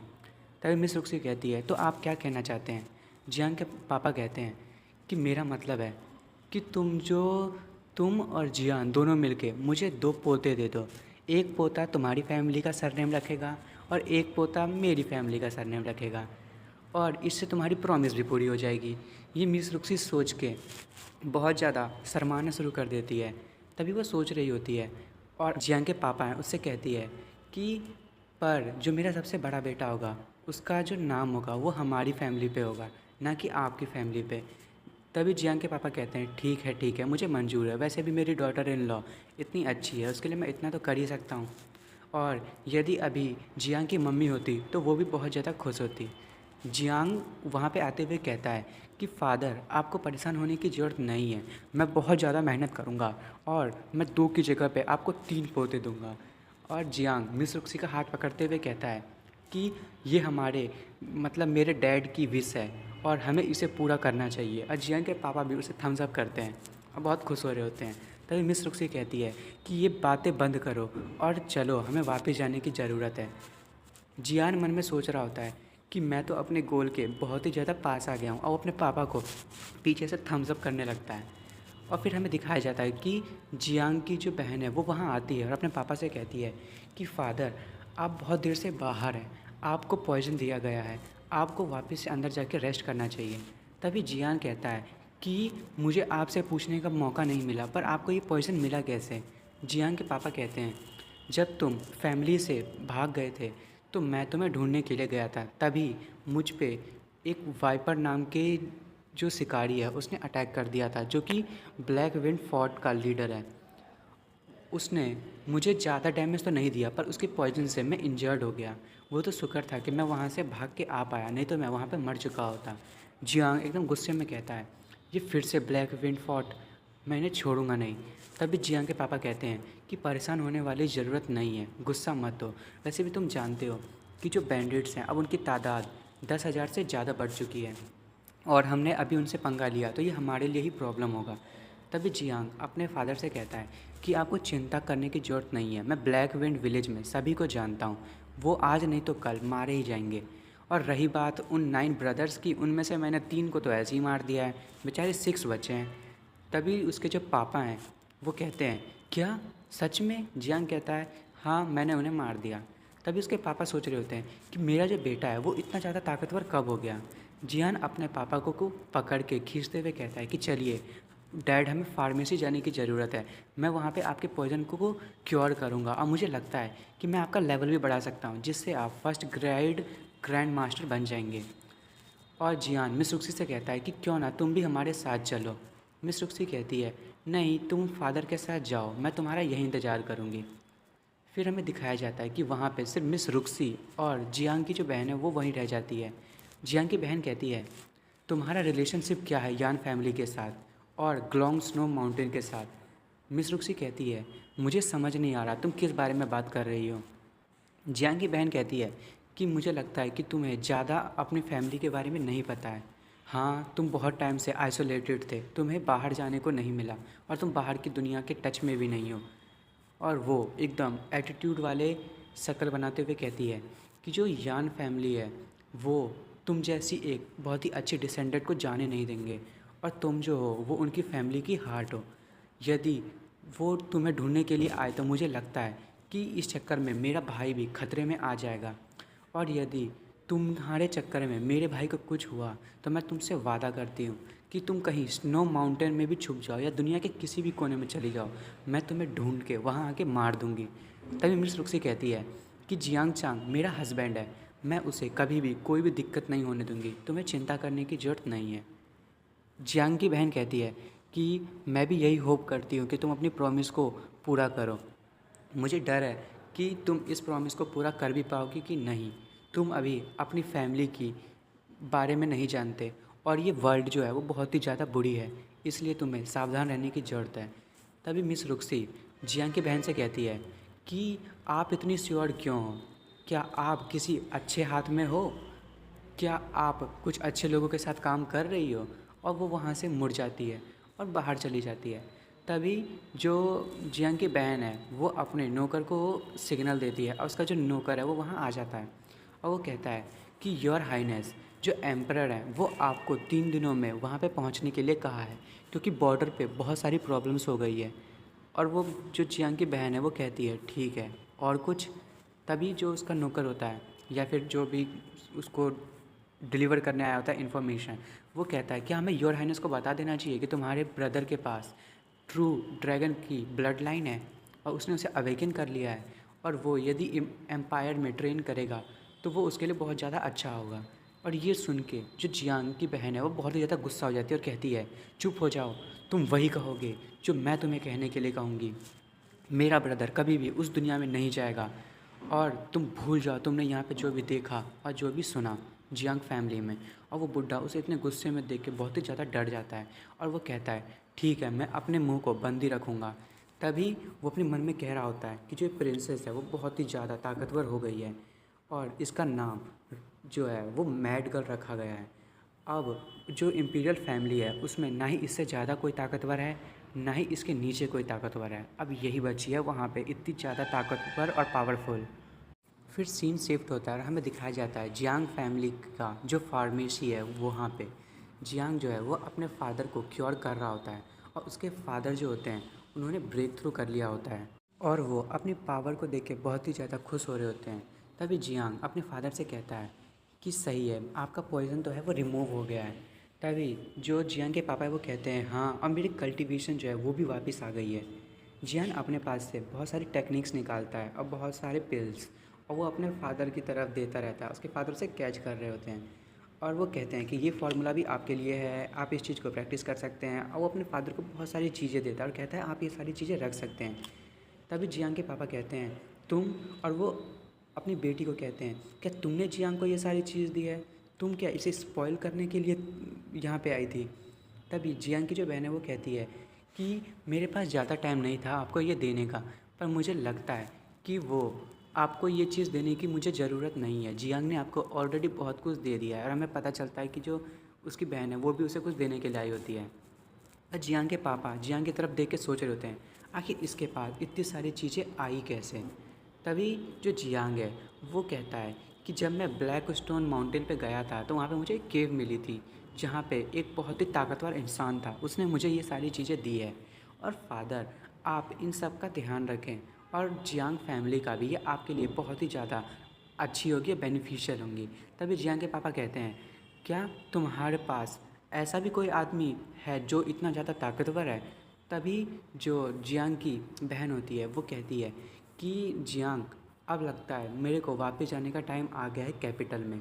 जियांग कहता है एकदम प्यारी सी शक्ल बनाते हुए क्या आप जा रही हैं। और जो जियांग का पापा होता है वो वहाँ से जाने लगता है और कहता है कि ठीक है तो मुझे छोड़ के जा सकती हो।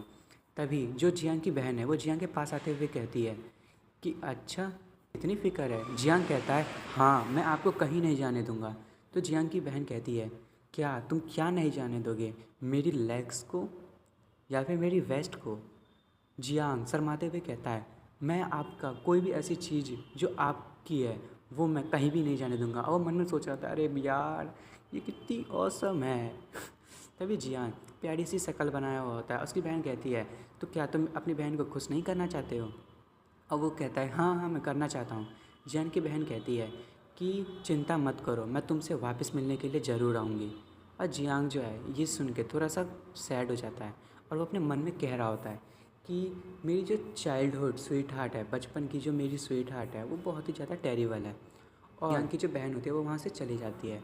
तो दोस्तों आज का एपिसोड मैं यहीं पे ख़त्म कर रहा हूँ, अब देखेंगे आगे। और आपको मेरी वीडियो पसंद आई हो तो प्लीज़ मेरी वीडियो को लाइक एंड सब्सक्राइब करना ना भूलें। Thank you for watching friends.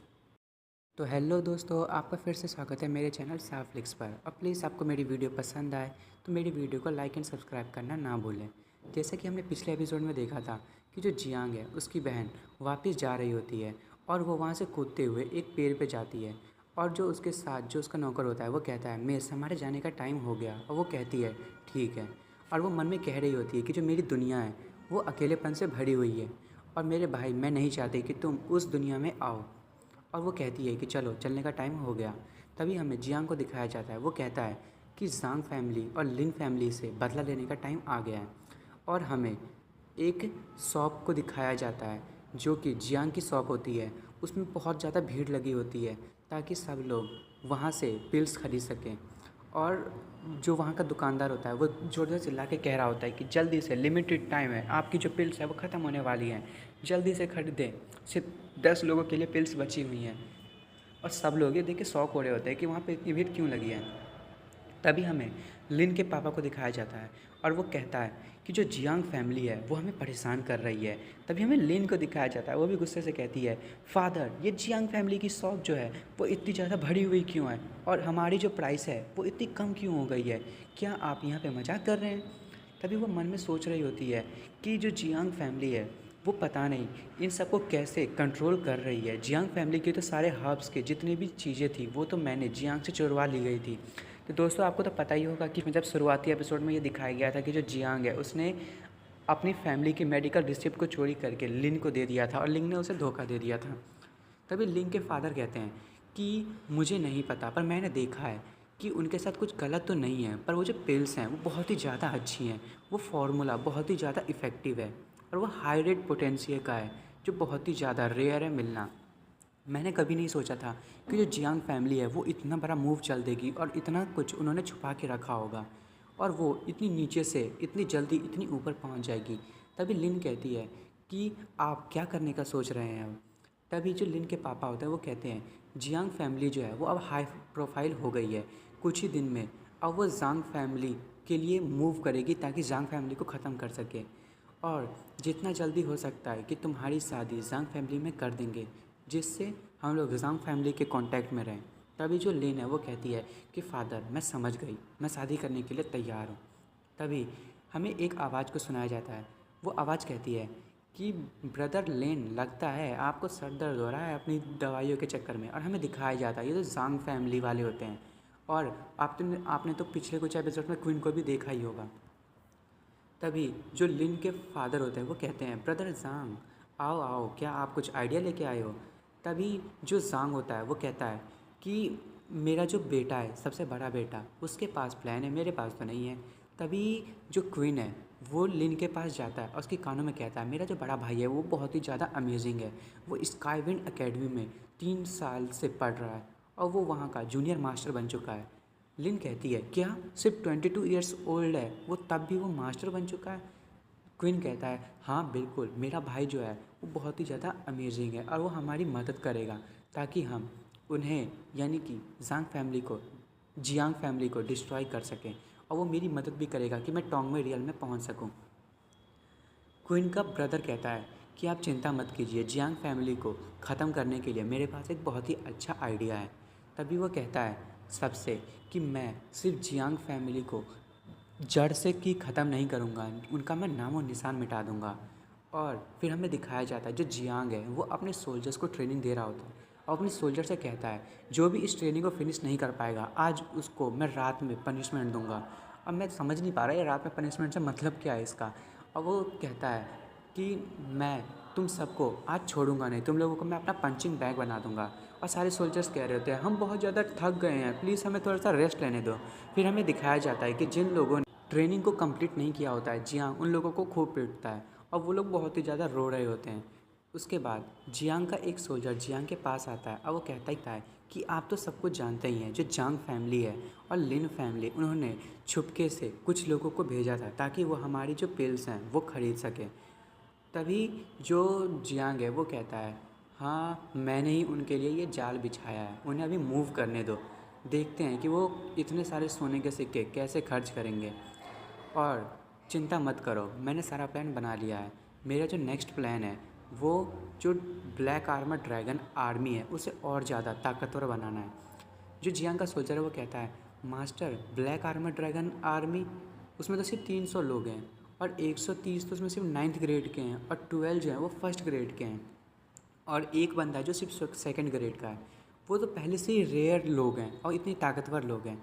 Jiang कहता है कि मैंने उन पे 70,000 सोने के सिक्के एक ही महीने में खर्च कर दिए हैं, मुझे उन्हें और ज़्यादा ताकतवर बनाने की ज़रूरत है। मैं चाहता हूँ कि वो सारे के सारे 9th ग्रेड पे पहुँच जाएँ, नहीं तो वो मेरे लिए यूज़लेस होंगे। और हमें दिखाया जाता है जियांग जो है वो उन सबको बहुत ज़्यादा ट्रेनिंग दे रहा होता है और ऐसे ही वो 5 दिनों तक उन सबको ट्रेनिंग देता है और 50 लोग 9th ग्रेड पे पहुँच जाते हैं। और जियांग कहता है कि अभी तो मैंने ट्रेनिंग शुरू ही की है, अगर तुम लोग इतनी मेहनत नहीं करोगे तो तुम हमारी फैमिली के लिए कुछ भी नहीं कर पाओगे। और जियांग एकदम डेडेड लुक में कहता है कि जांग फैमिली और लिन फैमिली अब तुम लोगों में हिम्मत है तो मुझसे लड़ के देखो, मैं तुम्हें बताता हूँ कि लड़ाई कैसे की जाती है। फिर हमें अगले सीन में उस जगह को दिखाया जाता है जहाँ पे क्वीन और उसका बड़ा भाई ठहरे होते हैं। क्वीन जो है वो अपने बड़े भाई से कहता है कि भाई जो जियांग है उस बेवकूफ़ ने हमारे सारे ऑर्डर को एक्सेप्ट कर लिया है और हम कुछ ही टाइम में उसके जो हर्ब्स हैं उसको ख़रीद लेंगे। जो क्वीन का जो भाई है वो कहता है कि प्लान के साथ चलते रहो और धीरे धीरे हम जियांग फैमिली को पूरी तरीके से डिस्ट्रॉय कर देंगे। और हमें दिखाया जाता है कि जो हमारा जियान है वो वहाँ पे अपने घोड़े पे बैठ के आ रहा होता है और जो क्वीन का बड़ा भाई है वो कहता है कि मिस रुक्सी को इनविटेशन भेजो आज की रात की डिनर पार्टी के लिए, मैं भी उसे दिखाऊं कि असली मर्द कौन है और कौन उसके काबिल है। और हमें दिखाया जाता है जो जियांग है वो अपने घोड़े को रोकता है और सभी लोग बातें कर रहे होते कि जियांग आखिरकार अपने घर वापस आ ही गया।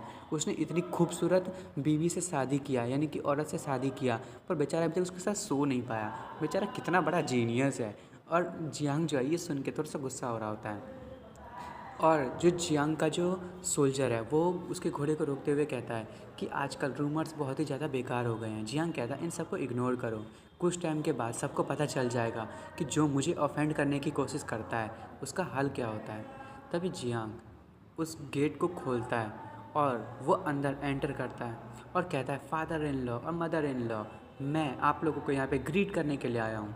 तभी जो मिस रुक्सिया उसकी मम्मी जियांग को देख के बहुत ही ज़्यादा खुश हो जाती है और वो कहती है जियांग आखिरकार तुम आ गए, तुम्हें इतनी ज़्यादा टाइम लगी क्यों। जियांग कहता है कि मैं डर गया था कि जो मेरे फादर इन लॉ हैं वो मुझसे बहुत ही ज़्यादा अपसेट होंगे, वो मुझे नहीं देखना चाहते होंगे। जो मिस रुक्सी की मम्मी है वो कहती है तुम्हें तुम्हारे फादर इन लॉ के बारे में चिंता करने की ज़रूरत नहीं है। तभी जो मिस रुक्सी के पापा कहते हैं वाह, मैं एक लूज़र से नाराज़ भी नहीं हो सकता जिसने एक ही महीने में अपने सोल्जर्स पे 70,000 सोने के सिक्के को खर्च कर दिए। अगर तुम मेरी बेटी के हस्बैंड नहीं होते तो मैं तो कभी इस चीज़ के लिए एग्री ही नहीं होता। जियांग कहता है कि अगर मेरी मदर इन लॉ नहीं होती तो पता नहीं क्या होता। वो तो शुक्र है कि जो मेरी इतनी खूबसूरत मदर इन लॉ है वो उन्होंने मेरी खूब सारी मदद की।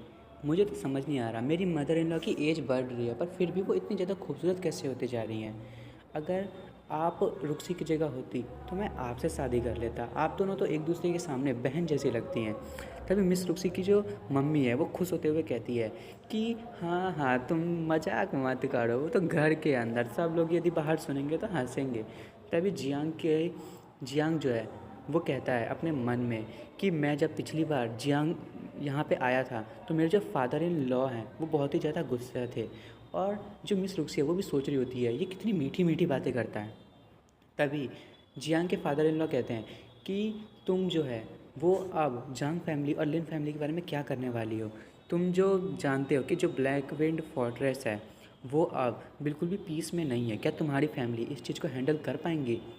तभी जो जियांग है वो कहता है फादर इन लॉ आपको चिंता करने की ज़रूरत नहीं है।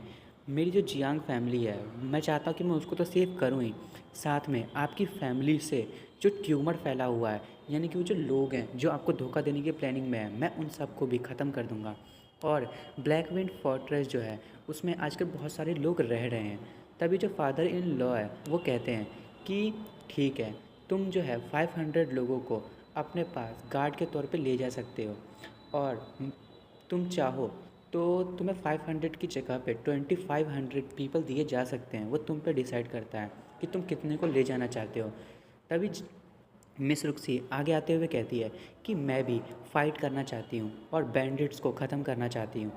जियांग उस टोकन को वापस अपने फादर इन लॉ को देते हुए कहता है फादर इन लॉ मैं जानता हूँ कि आप बहुत ज़्यादा अच्छे हैं पर मुझे इतने सारे गार्ड्स की ज़रूरत नहीं है और ना ही मिस रुक्सी को फ़ाइट करने की ज़रूरत है।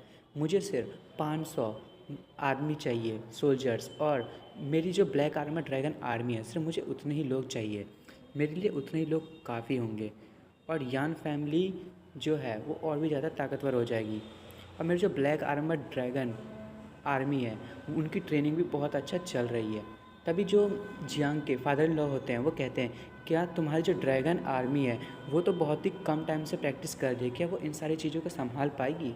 जियांग कहता है फादर इन लॉ आपको चिंता करने की ज़रूरत नहीं है, इतने सारे पैसों को खर्च करने के बाद मैं आपको दिखाना चाहता हूँ कि जो मेरी आर्मी है वो क्या क्या कर सकती है और आप ये देख के बहुत ही ज़्यादा खुश होंगे। तो दोस्तों अब देखेंगे अगले एपिसोड में कि आगे क्या होने वाला है।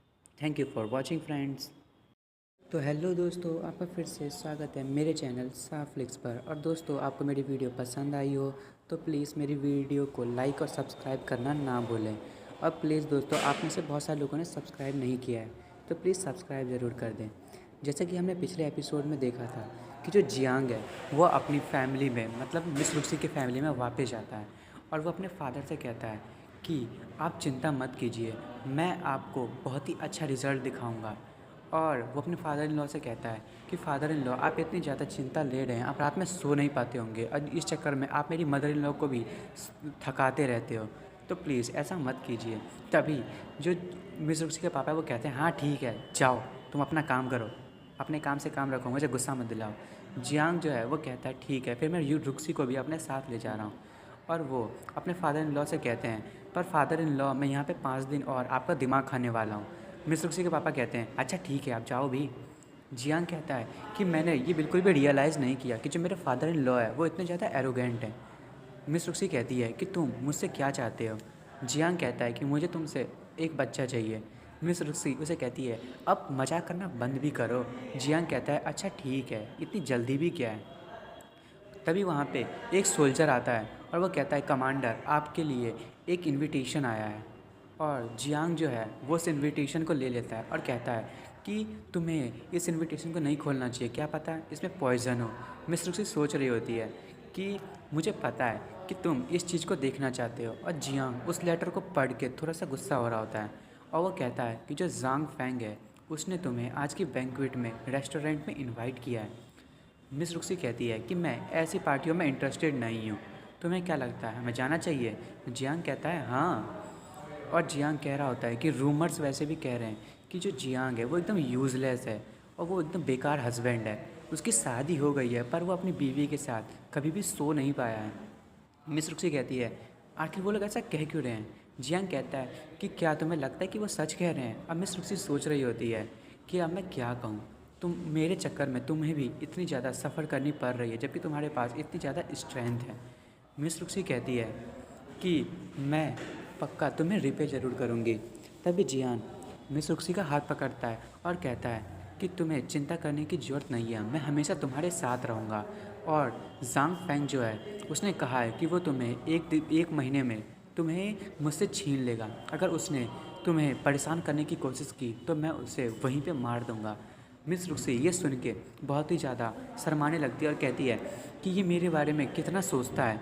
और वो कहता है ठीक है फिर मैं तुम्हारे साथ बैंक्वेट में चलूँगी आज। जियांग उसको पकड़ के ले जा रहा होता है और कहता है कि चलो मेरे पास तुम्हारे लिए एक बहुत ही खूबसूरत सा ड्रेस है। मिस रुक्सी कहती है ड्रेस। और जियांग जेंटलमैन वाला फेस बना के कहता है हाँ एक ड्रेस। उसके बाद हमें सीन शिफ्ट होता है और हमें उस बैंक्वेट को दिखाया जाता है जहाँ पे पार्टी हो रही होती है। और जो क्वीन का भाई है वो अपनी पावर को लोगों को दिखा रहा होता है और सारे के सारे लोग क्लैप कर रहे होते हैं और उसको जो है उसकी बड़ाई कर रहे होते हैं। तभी वो कहता है कि ये तो मामूली से कॉम्बैट स्किल्स हैं। जो क्वीन है वो लिन से कह रहा होता है कि तुम्हें नहीं लगता कि मेरा जो ब्रदर है वो बहुत ही ज़्यादा कूल है, वो हवा में उड़ते उड़ते ही सब लोगों को मार सकता है, वो बहुत ही ज़्यादा ताकतवर है, वो जो पियोक्सी सिटी है उसका नंबर 1 जीनियस है। लिन कहती है हाँ तुम्हारा ब्रदर बहुत ही ज़्यादा औसम है। और लिन मन में सोच रही होती है इस क्वीन के मुकाबले में इसका भाई जो है वो ज़्यादा अच्छा लगा मुझे। और कुछ लोग क्वीन के भाई को चारों तरफ से घेर लेते हैं और कहते हैं कि मिस्टर जांग क्या ये बात सच है कि आपने कहा है कि आप यान रुक्सी को 1 महीने में जीत लेंगे। और एक और कहती है कि मैंने सुना है कि यान रुक्सी जो है वो आपका वेट कर रही है ताकि मिस्टर जांग जो है वो वहाँ पे जाए और उसे पिक कर ले। जो जांग है वो कहता है हाँ बिल्कुल, तुम्हें क्या लगता है जियांग जैसा एक बेवकूफ़ आदमी उतनी खूबसूरत लड़की को डिज़र्व करता है। जो जांग है मतलब मैं उसे पक्का उस मुसीबत से बचा के रहूँगा। और कुछ जो लेडीज़ होती हैं वो साइड में खड़ी होती हैं और वो कह रही होती हैं कि बेस्ट ब्यूटी, हाँ मैं मानती हूँ कि उसे इसके साथ ही होना चाहिए। और उनमें से एक कहती है कि जो मिस्टर जांग है वो हेवनली विंड एकेडमी में बहुत ही ज़्यादा फेमस है और उनका फ्यूचर जो है वो बहुत ही ज़्यादा ऊपर तक है। और जो एम्परर है वो भी इन पर नज़र बनाए हुए हैं। ये रुक्सी के काबिल नहीं है, मतलब रुक्सी जो है वो इनके काबिल नहीं है कि उनकी वाइफ बन सके, इन्हें किसी अच्छी लड़की से शादी करना चाहिए। और वो लड़की सोच रही होती है कि मेरी फैमिली भले ही टॉप फैमिलीज़ में नहीं आती हैं पर हम लोग बहुत ज़्यादा अमीर हैं। तभी जो क्वीन का भाई है वो उसे कहता है कि मिस ली आपको इतना ओवर एक्ट करने की ज़रूरत नहीं है, मैंने सिर्फ कहा कि मैं उसे बचाऊंगा, मैंने ये नहीं कहा कि मैं उससे शादी करने वाला हूँ। तभी ये सारी लड़कियाँ ये बात सुन के बहुत ही ज़्यादा हंसने लगती हैं। और जियां वहाँ पे आते हुए कहता है कि ये यार इतना महक क्यों रहा है, क्या तुम लोग यहाँ पे गोबर खा रहे हो। और सारे लोग उसे देख के कहते हैं ये यहाँ पे क्या कर रहा है। और तभी क्वीन कहता है ओए हम क्यों गोबर खाएंगे, गोबर खाओ तुम। जियांग कहता है फिर तुम्हारे मुंह से इतनी ज़्यादा बदबू क्या आ रही है, मुंह बंद करो। तभी हमें मिस रुक्सी को दिखाया जाता है, जो कि जो जियांग की दी हुई ड्रेस में भाई रियलिटी में बहुत ज़्यादा खूबसूरत लग रही होती है। और सब लोग उसे देख के बहुत ही ज़्यादा शौक हो रहे होते हैं। और जो क्वीन का भाई है वो कहता है, इतनी खूबसूरत लड़की मैं मान ही नहीं सकता कि ये जियांग के पास होनी चाहिए, ये मेरे पास होगी। और बाकी की लड़कियां उसे देख के कहती है, अरे यार ये यहाँ पे क्यों आ गई। जियांग कहता है कि ओए बेवकूफ़ लोग, तुम लोग मेरी बीवी को क्यों देख रहे हो? क्या तुम लोग अपने आप को इतना वर्दी भी समझते हो कि तुम उसे देख सको? तभी जो वो लेडी होती है वो कहती है कि देखो ये बात कौन कर रहा है, कचरा जियांग, तुम्हारी फैमिली भी बेकार है और तुम भी बेकार हो, तुम्हारी हिम्मत कैसे हुई हमसे इतनी बेकार तरीके से बात करने की। जियांग कहता है, अच्छा ये तो तुम हो। तभी वो लड़की कहती है, हाँ आखिरकार तुमने मुझे पहचान ही लिया, मेरे जो फादर हैं वो ली होंगजी हैं, वो हेड है लिंग फैमिली के, मतलब ली फैमिली के। तभी जियान अपनी स्वॉर्ड को निकालते हुए उसके सर को बीच से काट देता है, उसके सर से फव्वारा निकलने लगता है और सारे लोग ये देख के शॉक हो जाते हैं। और जियान कहता है कि तुम्हारे लिए ऐसी ही मौत सूटेबल है। और सारे के सारे लोग शॉक हो रहे होते हैं। और पीछे जो लिंग है, मतलब लिन, जिसने जो जियांग है उसको धोखा दिया था, वो भी बहुत ज़्यादा डर रही होती है। जैसे ही वो ली फैमिली के लड़की को मारता है कि जो ली फैमिली की जो लड़की है उसके साथ जो उसके लोग खड़े होते हैं वो कहते हैं, जियांग तुम्हारी इतनी हिम्मत, तुमने हमारी मिस्ट्रेस को मार दिया, हम तुम्हें छोड़ेंगे नहीं। जियांग कहता है, अरे यार तुम एक आदमी हो, रिवेंज लेना है तो लो ना, बातें क्यों कर रहे हो? और मैं तुम्हें याद दिला दूँ कि तुम लोग यदि मुझसे लड़ोगे तो पक्का मरोगे। वो जो आदमी है वो कहता है कि सुनो सुनो, ये कितनी बड़ी बड़ी फेंक रहा है, लगता है इसकी खाल उधेड़नी पड़ेगी। और वो सारे आगे आ जाते हैं और कहते हैं, इस बंदे की तो मेरिडियंस भी टूट गई हैं, ये वैसे तो वर्दी नहीं है कि मैं इसे मारूं, पर यदि इसकी मरने की इच्छा है तो मैं इसे मार ही देता हूँ। वो आगे बढ़ रहा होता है कि वो उसे मारे कि तभी जो जियांग है वो कहता है कि मैं अब थक गया हूँ एक कचरा बने हुए। और वो अचानक से पंच का इस्तेमाल करते हुए एक पंच मारता है और उस आदमी के बॉडी के आर पार उसकी पंच हो जाती है। और ये देख के तो उसके साथी बहुत ही ज़्यादा शॉक हो जाते हैं। और वो आदमी कहता है कि ये क्या था, तुम तो कमज़ोर थे। जियांग कहता है कि मैं तुम्हें एक बहुत ही अच्छी राइम सुनाता हूँ। तो जियांग पता नहीं कोई राइम कहता है कि जियांग जो है वो 7 इंच लॉन्ग है, took the first step sown in pure city. शायद इसका मतलब ये है कि जो जियांग है वो 7 इंच का है, मतलब जियान का जो है वो 7 इंच का है और वो शॉट जो है वो सबसे पहले लेता है। ये 7 इंच का है, किस 7 इंच की बात कर रहा है, छोड़ो। उसके बाद उसके साथी कह रहे होते हैं कि तुम्हारी हिम्मत कैसे हुई कि तुमने इसे मार दिया, तुम तो एक कचरा थे। जियांग कहता है कि अब हम लड़ाई करने भी वाले हैं या नहीं, या फिर तुम यहाँ पे बैठ के सिर्फ बकवास करोगे, तुम उसका बदला लेना चाहते हो या नहीं। तभी जो क्वीन का भाई होता है वो सोच रहा होता है, मैंने जितना जियांग के बारे में सोचा था कि ये यूज़लेस है, वो इतना यूज़लेस है नहीं। ये जो है कुछ ऐसे ट्रिक्स का इस्तेमाल कर रहा है जो कि बहुत ही ज़्यादा रेयर है। और इसने शायद अपने मेरिडियंस को भी ठीक कर लिया है। और जो ब्लैक विंड विलेज के जो मैन थे जिन्होंने मिस रुक्सी पे हमला किया था, वो सारे के सारे किसी अनजान तरीके से मारे गए। मुझे लगता है कि जो इन लोगों को कोई ताकतवर आदमी सपोर्ट कर रहा है, जिसने जियांग को उसकी मेरिडियंस ठीक करने में मदद की होगी। और वो मिस रुक्सी से कहता है कि रुक्सी, हमें लगता है कि हमारे बीच में कोई मिसअंडरस्टैंडिंग हो गई है, आपको नहीं लगता कि आपको अपने हस्बैंड को इस पार्टी को बर्बाद करने से रोकना चाहिए? रुक्सी कहती है, मेरा जो हस्बैंड है उसके ये करने के अपने रीज़न्स हैं। जियांग मन में सोच रहा होता है कि जो मेरी वाइफ है वो बहुत ही ज़्यादा मुझसे प्यार करती है, वो जानती है कि मैं कभी भी कुछ ऐसा नहीं करूँगा जो कि गलत होगा। और क्वीन का भाई कहता है, तुम बिच, जैसे ही मैं पूरी यान फैमिली को डिस्ट्रॉय कर दूंगा, तुम्हें मैं अपने जूते चटवाऊंगा। जियांग कहता है कि मिस्टर जांग, इतना एंग्री होने की ज़रूरत नहीं है, मैंने आपके लिए एक गिफ्ट तैयार किया है, मुझे लगता है कि आप उस गिफ्ट को लेके बहुत ही ज़्यादा खुश होंगे। और वो जो है उसके पीछे से, जियांग के पीछे से उसका एक नौकर एक बॉक्स लाता है और उस बॉक्स में कुछ टोकन टाइप के होते हैं। और ये देख के तो क्वीन का जो भाई होता है उसके तो होश उड़ जाते हैं, पता नहीं क्यों।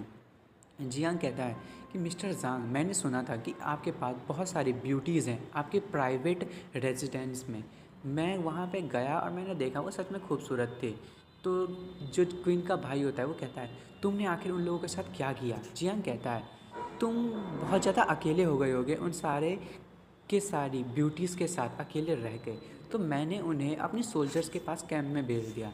तभी हमें दिखाया जाता है जो एक सोल्जर होता है वो उन लेडीज़ को ले जाके अपने बाकी के मतलब जियांग के बाकी के सोल्जर्स के पास रख देता है और कहता है कि हमारे मास्टर ने हमारे लिए इंजॉय करने के लिए बहुत सारी खूबसूरत लड़कियों को भेजा है। और सारे के सारे सोल्जर बहुत ही ज़्यादा खुश हो रहे होते हैं, कहते हैं मेरा मास्टर बहुत ही ज़्यादा अच्छा है। और जो जियांग है वो बहुत ही ज़्यादा खुश हो रहा होता है और उसके सोल्जर्स जो हैं वो कहते हैं कि इतनी सारी खूबसूरत ब्यूटीज़ हमें एंटरटेन करने के लिए जो हमारे जो लीडर है वो बहुत ही ज़्यादा अच्छे हैं। जियांग जो है वो जांग से कहता है मिस्टर जांग, मुझे पता है कि आप बहुत ही ज़्यादा खुश हो रहे हैं। और वो उस टोकन को जांग को देते हुए कहता है क्या आप मेरे गिफ्ट से सेटिस्फाई हुए? जो जांग कहता है तुम्हारी हिम्मत कैसे हुई?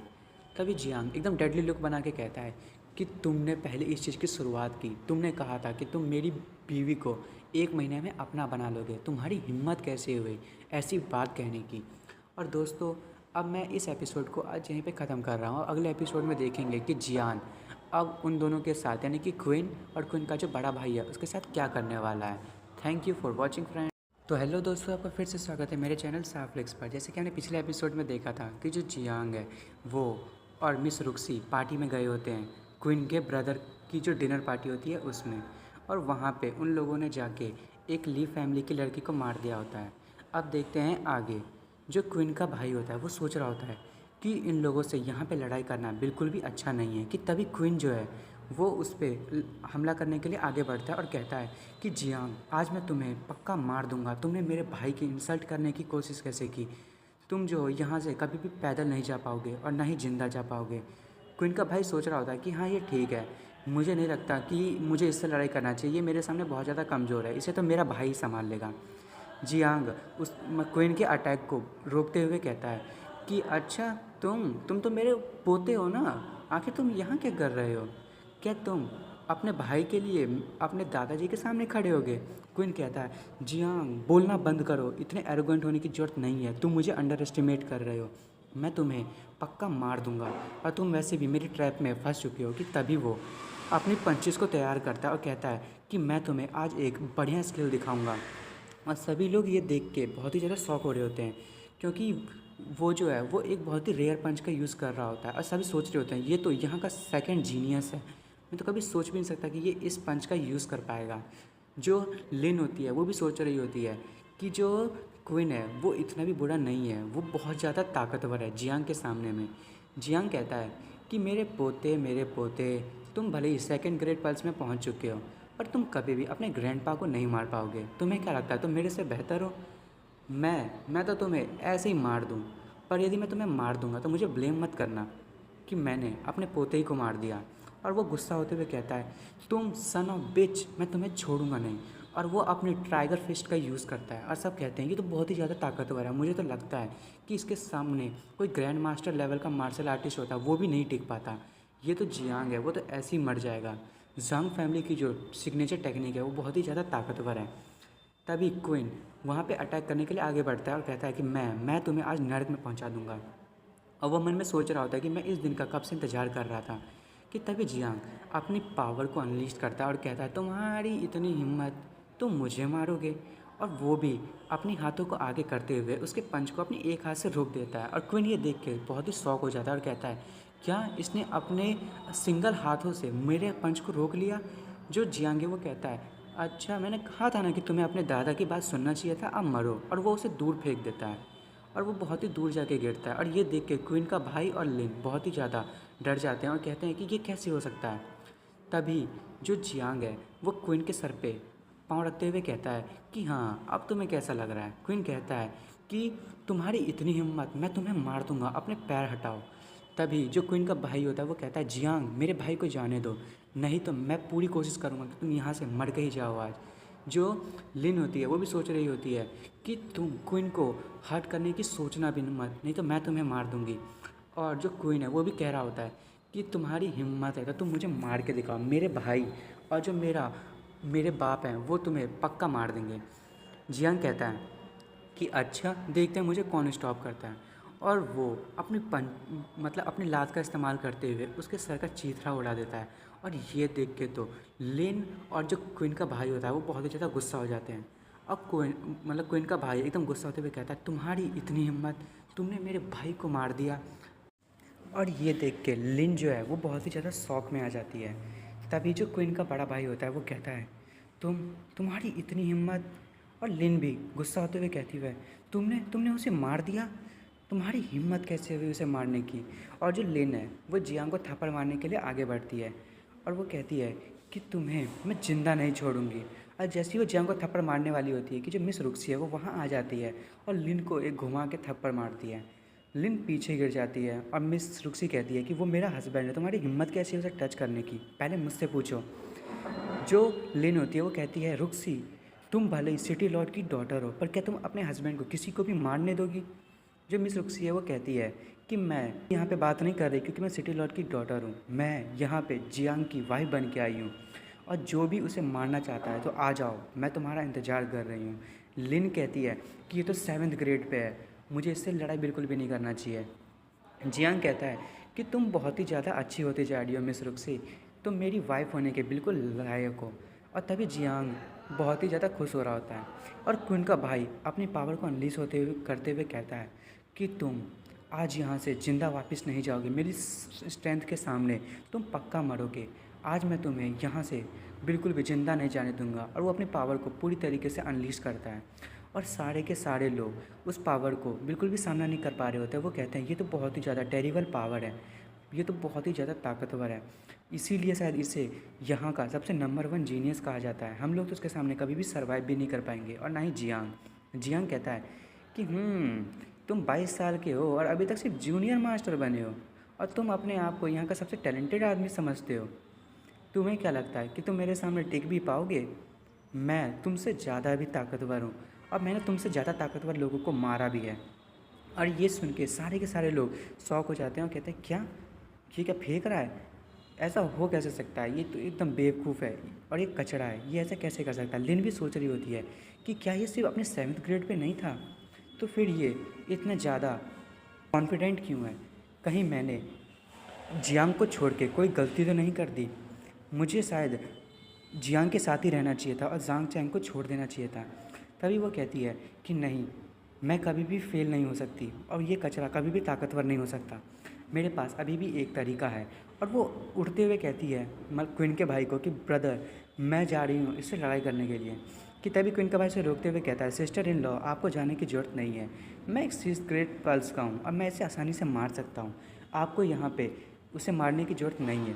तभी जो लिन है वो उसके कपड़ों में लिपटते हुए कहती है कि मुझे अपने आप से नफ़रत हो गई है क्योंकि मैं अपने क्वीन का बदला नहीं ले पा रही हूँ।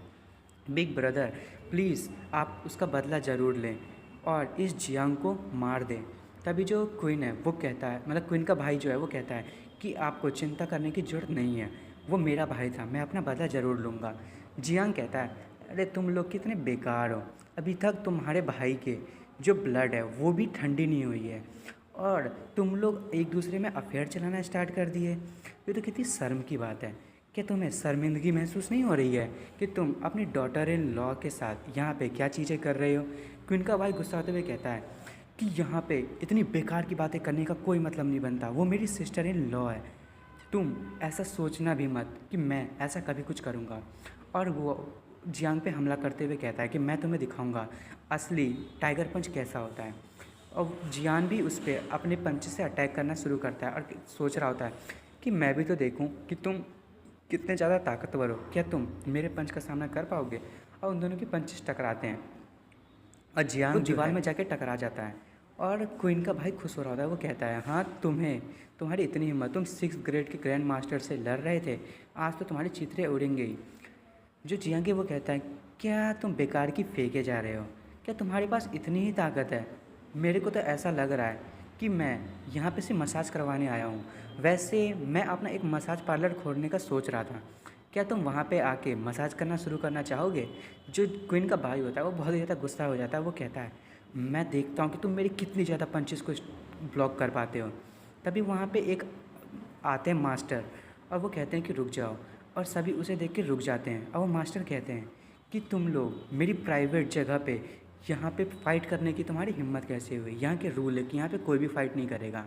जो क्वीन का भाई है वो शांत होते हुए कहता है कि मास्टर हमें माफ़ कर दें, पर यहाँ पे बहुत ही गलत हुआ है हमारे साथ। ये जो जियांग है उसने मेरी फैमिली को मार दिया है, मैं कैसे शांत हो सकता हूँ।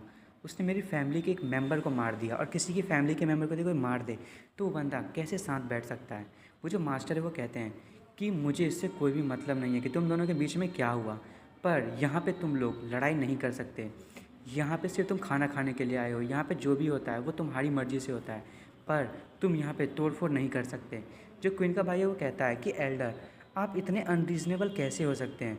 ये तो रूल है, मैं मानता हूँ, पर इन्होंने जो किया क्या वो भी ठीक है। मास्टर जो है वो कहते हैं कि ये तुम्हारा बिजनेस है, तुम लोग जानो, मेरा तो काम है कि यहाँ पे रूल और रेगुलेशंस बनाए रखना। तुम्हें यहाँ में जितनी भी तोड़फोड़ हुई है उसके पैसे चुकाने पड़ेंगे। जो क्वीन का भाई है वो कहता है कि ठीक है मैं चुका दूंगा। अब पीछे से मिस रुक्सी और जियांग हंस रहे होते हैं। तभी जियांग मिस रुक्सी के कान में कहता है कि ये जो सीनियर है वो आखिर है कौन। तभी मिस रुक्सी बताती है कि ये एक 9th grade grand master level के एक्सपर्ट हैं। इनको एक इंजरी हो गई थी एक ट्रेनिंग के दौरान, इसीलिए अब ये बस यहाँ पे रह के अपनी जो होटल है उसे चलाते हैं। पर ये अभी भी इतने ताकतवर हैं कि सभी लोग इनकी रिस्पेक्ट करें। जियांग सोच रहा होता है तो फिर ये किसी की मदद क्यों नहीं लेता अपनी इंजरी को ठीक करने के लिए। मैं चाहता हूँ कि ये जो है वो मेरी ब्लैक आर्मर आर्मी में आ जाए। तभी जो क्वीन का भाई है वो वहाँ से जाते हुए कहता है कि तुम आज बच गए, तुम लकी थे, पर तुमने मेरी जांग फैमिली को ऑफेंड किया है, तुम पक्का मरोगे। जियांग कहता है ओह मैं तो डर गया, मिस्टर जांग प्लीज़ मुझे मत मारिएगा। और जो क्वीन का भाई है वो गुस्साते हुए कहता है लिन से कि चलो यहाँ से चलने का टाइम हो गया।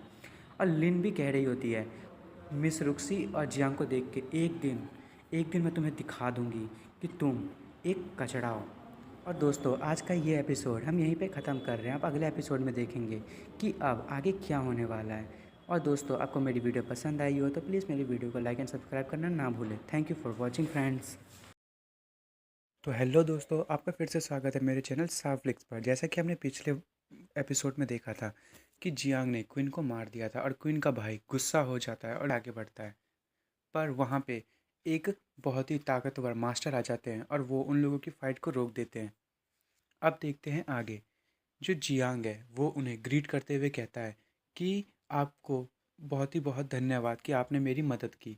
वो जो मास्टर होते हैं वो कहते हैं तुम्हें मुझे थैंक करने की ज़रूरत नहीं है, ये तो मेरा फ़र्ज़ था, आखिरकार तुम मेरे भाई हो।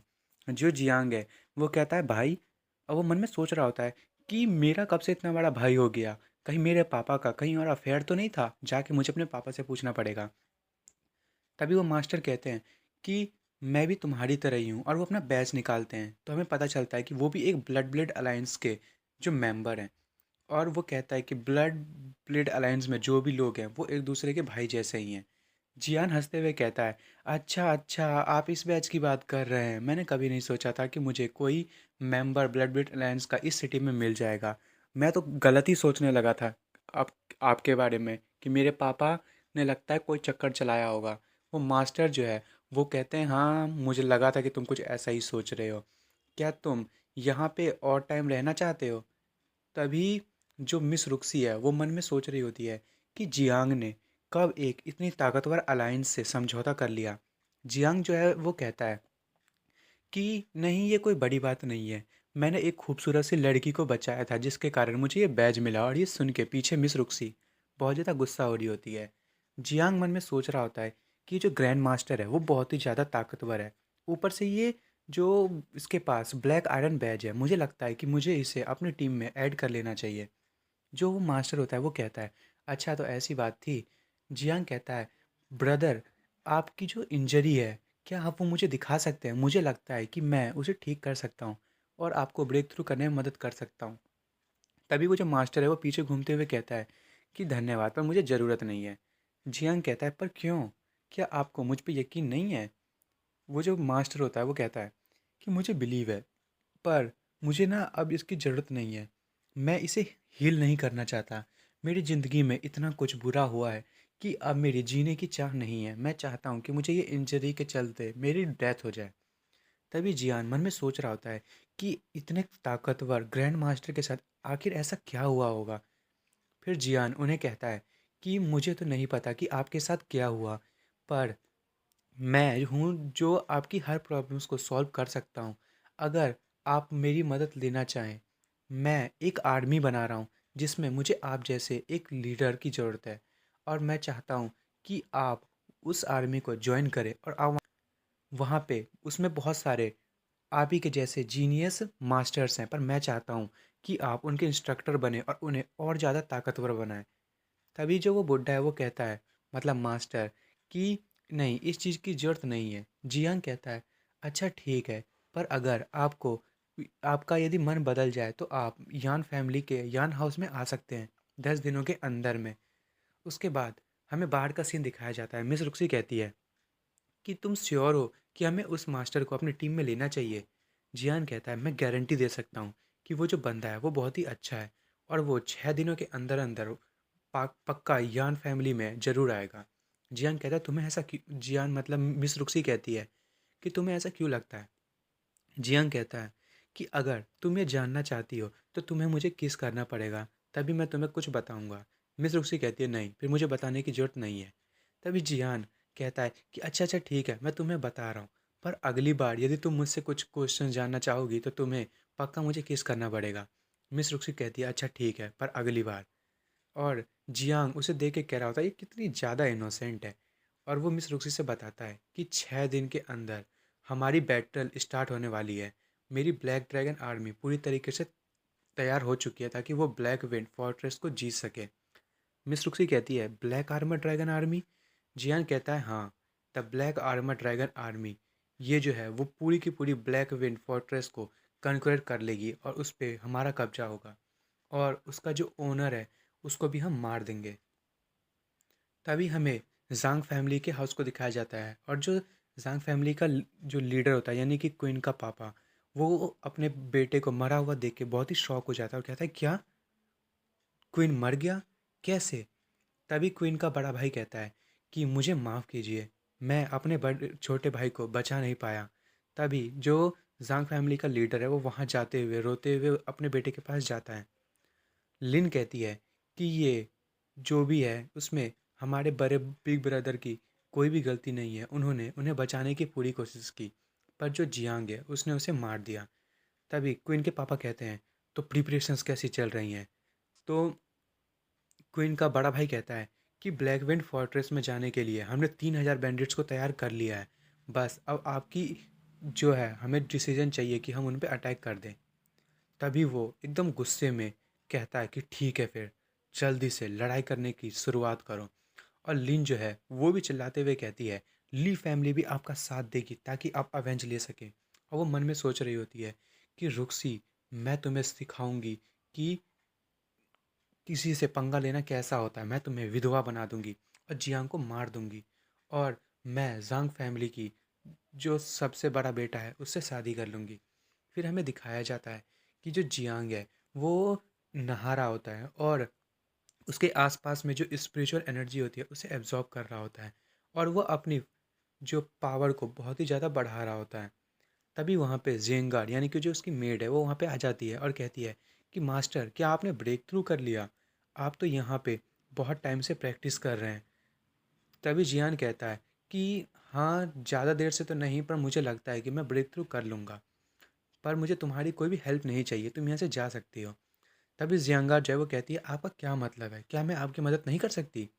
और वो बहुत ही ज़्यादा ज़ोर से चिल्ला रही होती है और वो कहती है कि अगर आपको कोई भी मदद चाहिए होगी तो मैं आपकी मदद करूँगी, मैं यहीं खड़ी रहूँगी।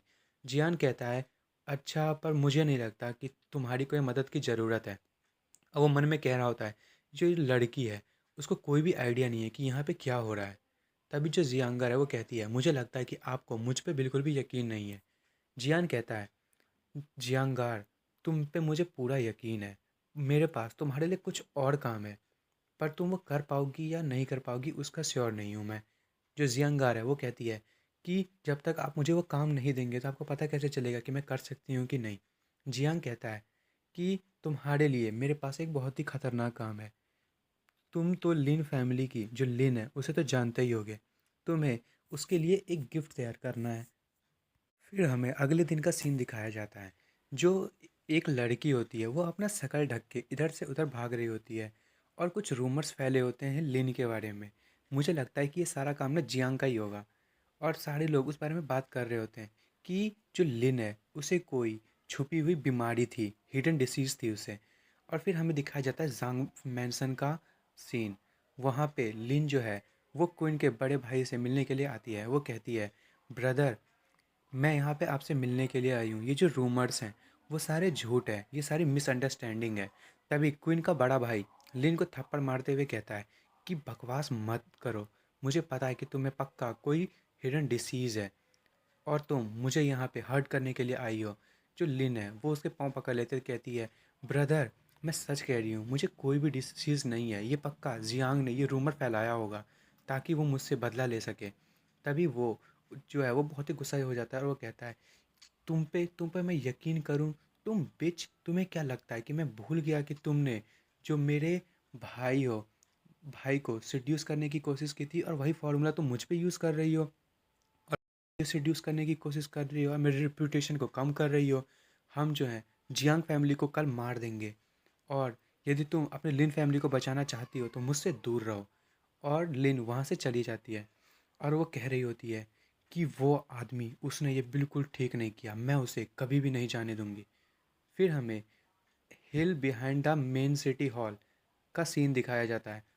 वहाँ पे जो जियांग है और जियांगार है वो लड़ाई के लिए तैयार होते हैं और जियांगार जो है वो कहती है कि मास्टर, जैसा कि आपने कहा था, मैंने सारी के सारी रूमर्स फैला दी और जो लिन है वो पता नहीं अचानक से रात ही रात में कहाँ गायब हो गई है। जो जियांग है वो उसको इस सर पे पैट करते हुए कहता है कि तुम बहुत ही ज़्यादा चेंज हो गई हो, मुझे लगता है कि अब तुम बहुत ही ज़्यादा ताकतवर हो गई हो और तुम्हारी पर्सनैलिटी भी चेंज हो रही है। जियांग कहता है, तुम्हें इस चीज़ की ज़रूरत नहीं है चिंता करने की कि लिन वहाँ से भाग गई है। अब उसकी हालत इतनी ज़्यादा हो गई है कि वो कहीं भी ज़िंदा नहीं रह सकती। अब उसका एग्जिस्टेंस उसके लिए ही सबसे बड़ा श्राप है और धीरे धीरे हम लिन और जांग फैमिली सबको डिस्ट्रॉय कर देंगे।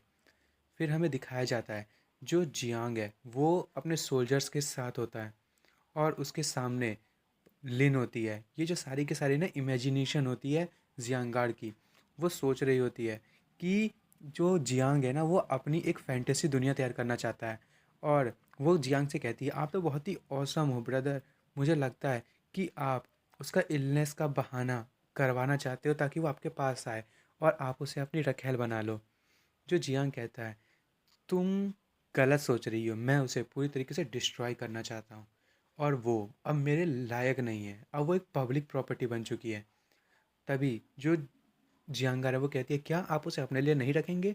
जियांग उसका गाल खींचते हुए कहता है कि तुम्हें चिंता करने की ज़रूरत नहीं है जियांगार, जब तक तुम हो मुझे दूसरों की क्या ज़रूरत है, तुम ही अब से मेरे दिल में हो, तुम्हें चिंता करने की ज़रूरत नहीं है। और जियांगर मन में सोच रही होती है, क्या आप मेरे साथ कुछ करना चाहते हैं? और वो उसके पीछे भागते हुए जाती है और जियांग कहता है कि जल्दी चलो, हमें दिन बीतने से पहले वहाँ पहुँचना होगा। तभी जियांगर कहती है ठीक है। और जियांगर वो सोच रही होती है कि मेरे जो मास्टर हैं वो चाहते हैं कि मैं उनके साथ हमेशा रहूँ। तभी हमें जांग मैंसन का सीन दिखाया जाता है। जो क्वीन का बड़ा भाई होता है वो कहता है कि मैंने कंफर्म कर लिया है कि जियांग जो है वो लड़ाई करने के लिए ऑलरेडी बाहर आ चुका है। और ये सुन के तो जो जांग फैमिली के लीडर होता है वो कहते हैं, बहुत ही बढ़िया, हम भी अब लड़ाई करने के लिए तैयार हैं। मैंने जो जाल फेंका था उसमें जियांग फंसने वाला है और मैं अपने बेटे का बदला ज़रूर ले लूँगा और जो जियांग है उसको मैं मार के जो सिटी लॉर्ड की डॉटर है उसको भी मार दूंगा और उनकी पूरी फैमिली को डिस्ट्रॉय कर दूंगा एक ही दिन में। जो लिन के पापा हैं वो कहते हैं, हाँ बहुत ही सही कहा आपने। और हमें दिखाया जाता है कि जो लिन के पापा जांग और जो क्वीन का बड़ा भाई है वो अपने साथियों के साथ लड़ाई करने के लिए तैयार होते हैं। अब दोस्तों मैं इस एपिसोड को आज यहीं ख़त्म कर रहा हूँ। अब अगले एपिसोड में देखेंगे कि आगे क्या होने वाला है और जियांग और ज़ांग फैमिली की लड़ाई के बीच में कौन जीतेगा। और आपको मेरी वीडियो पसंद आई हो तो प्लीज़ मेरी वीडियो को लाइक एंड सब्सक्राइब करना ना भूलें। Thank you for watching friends.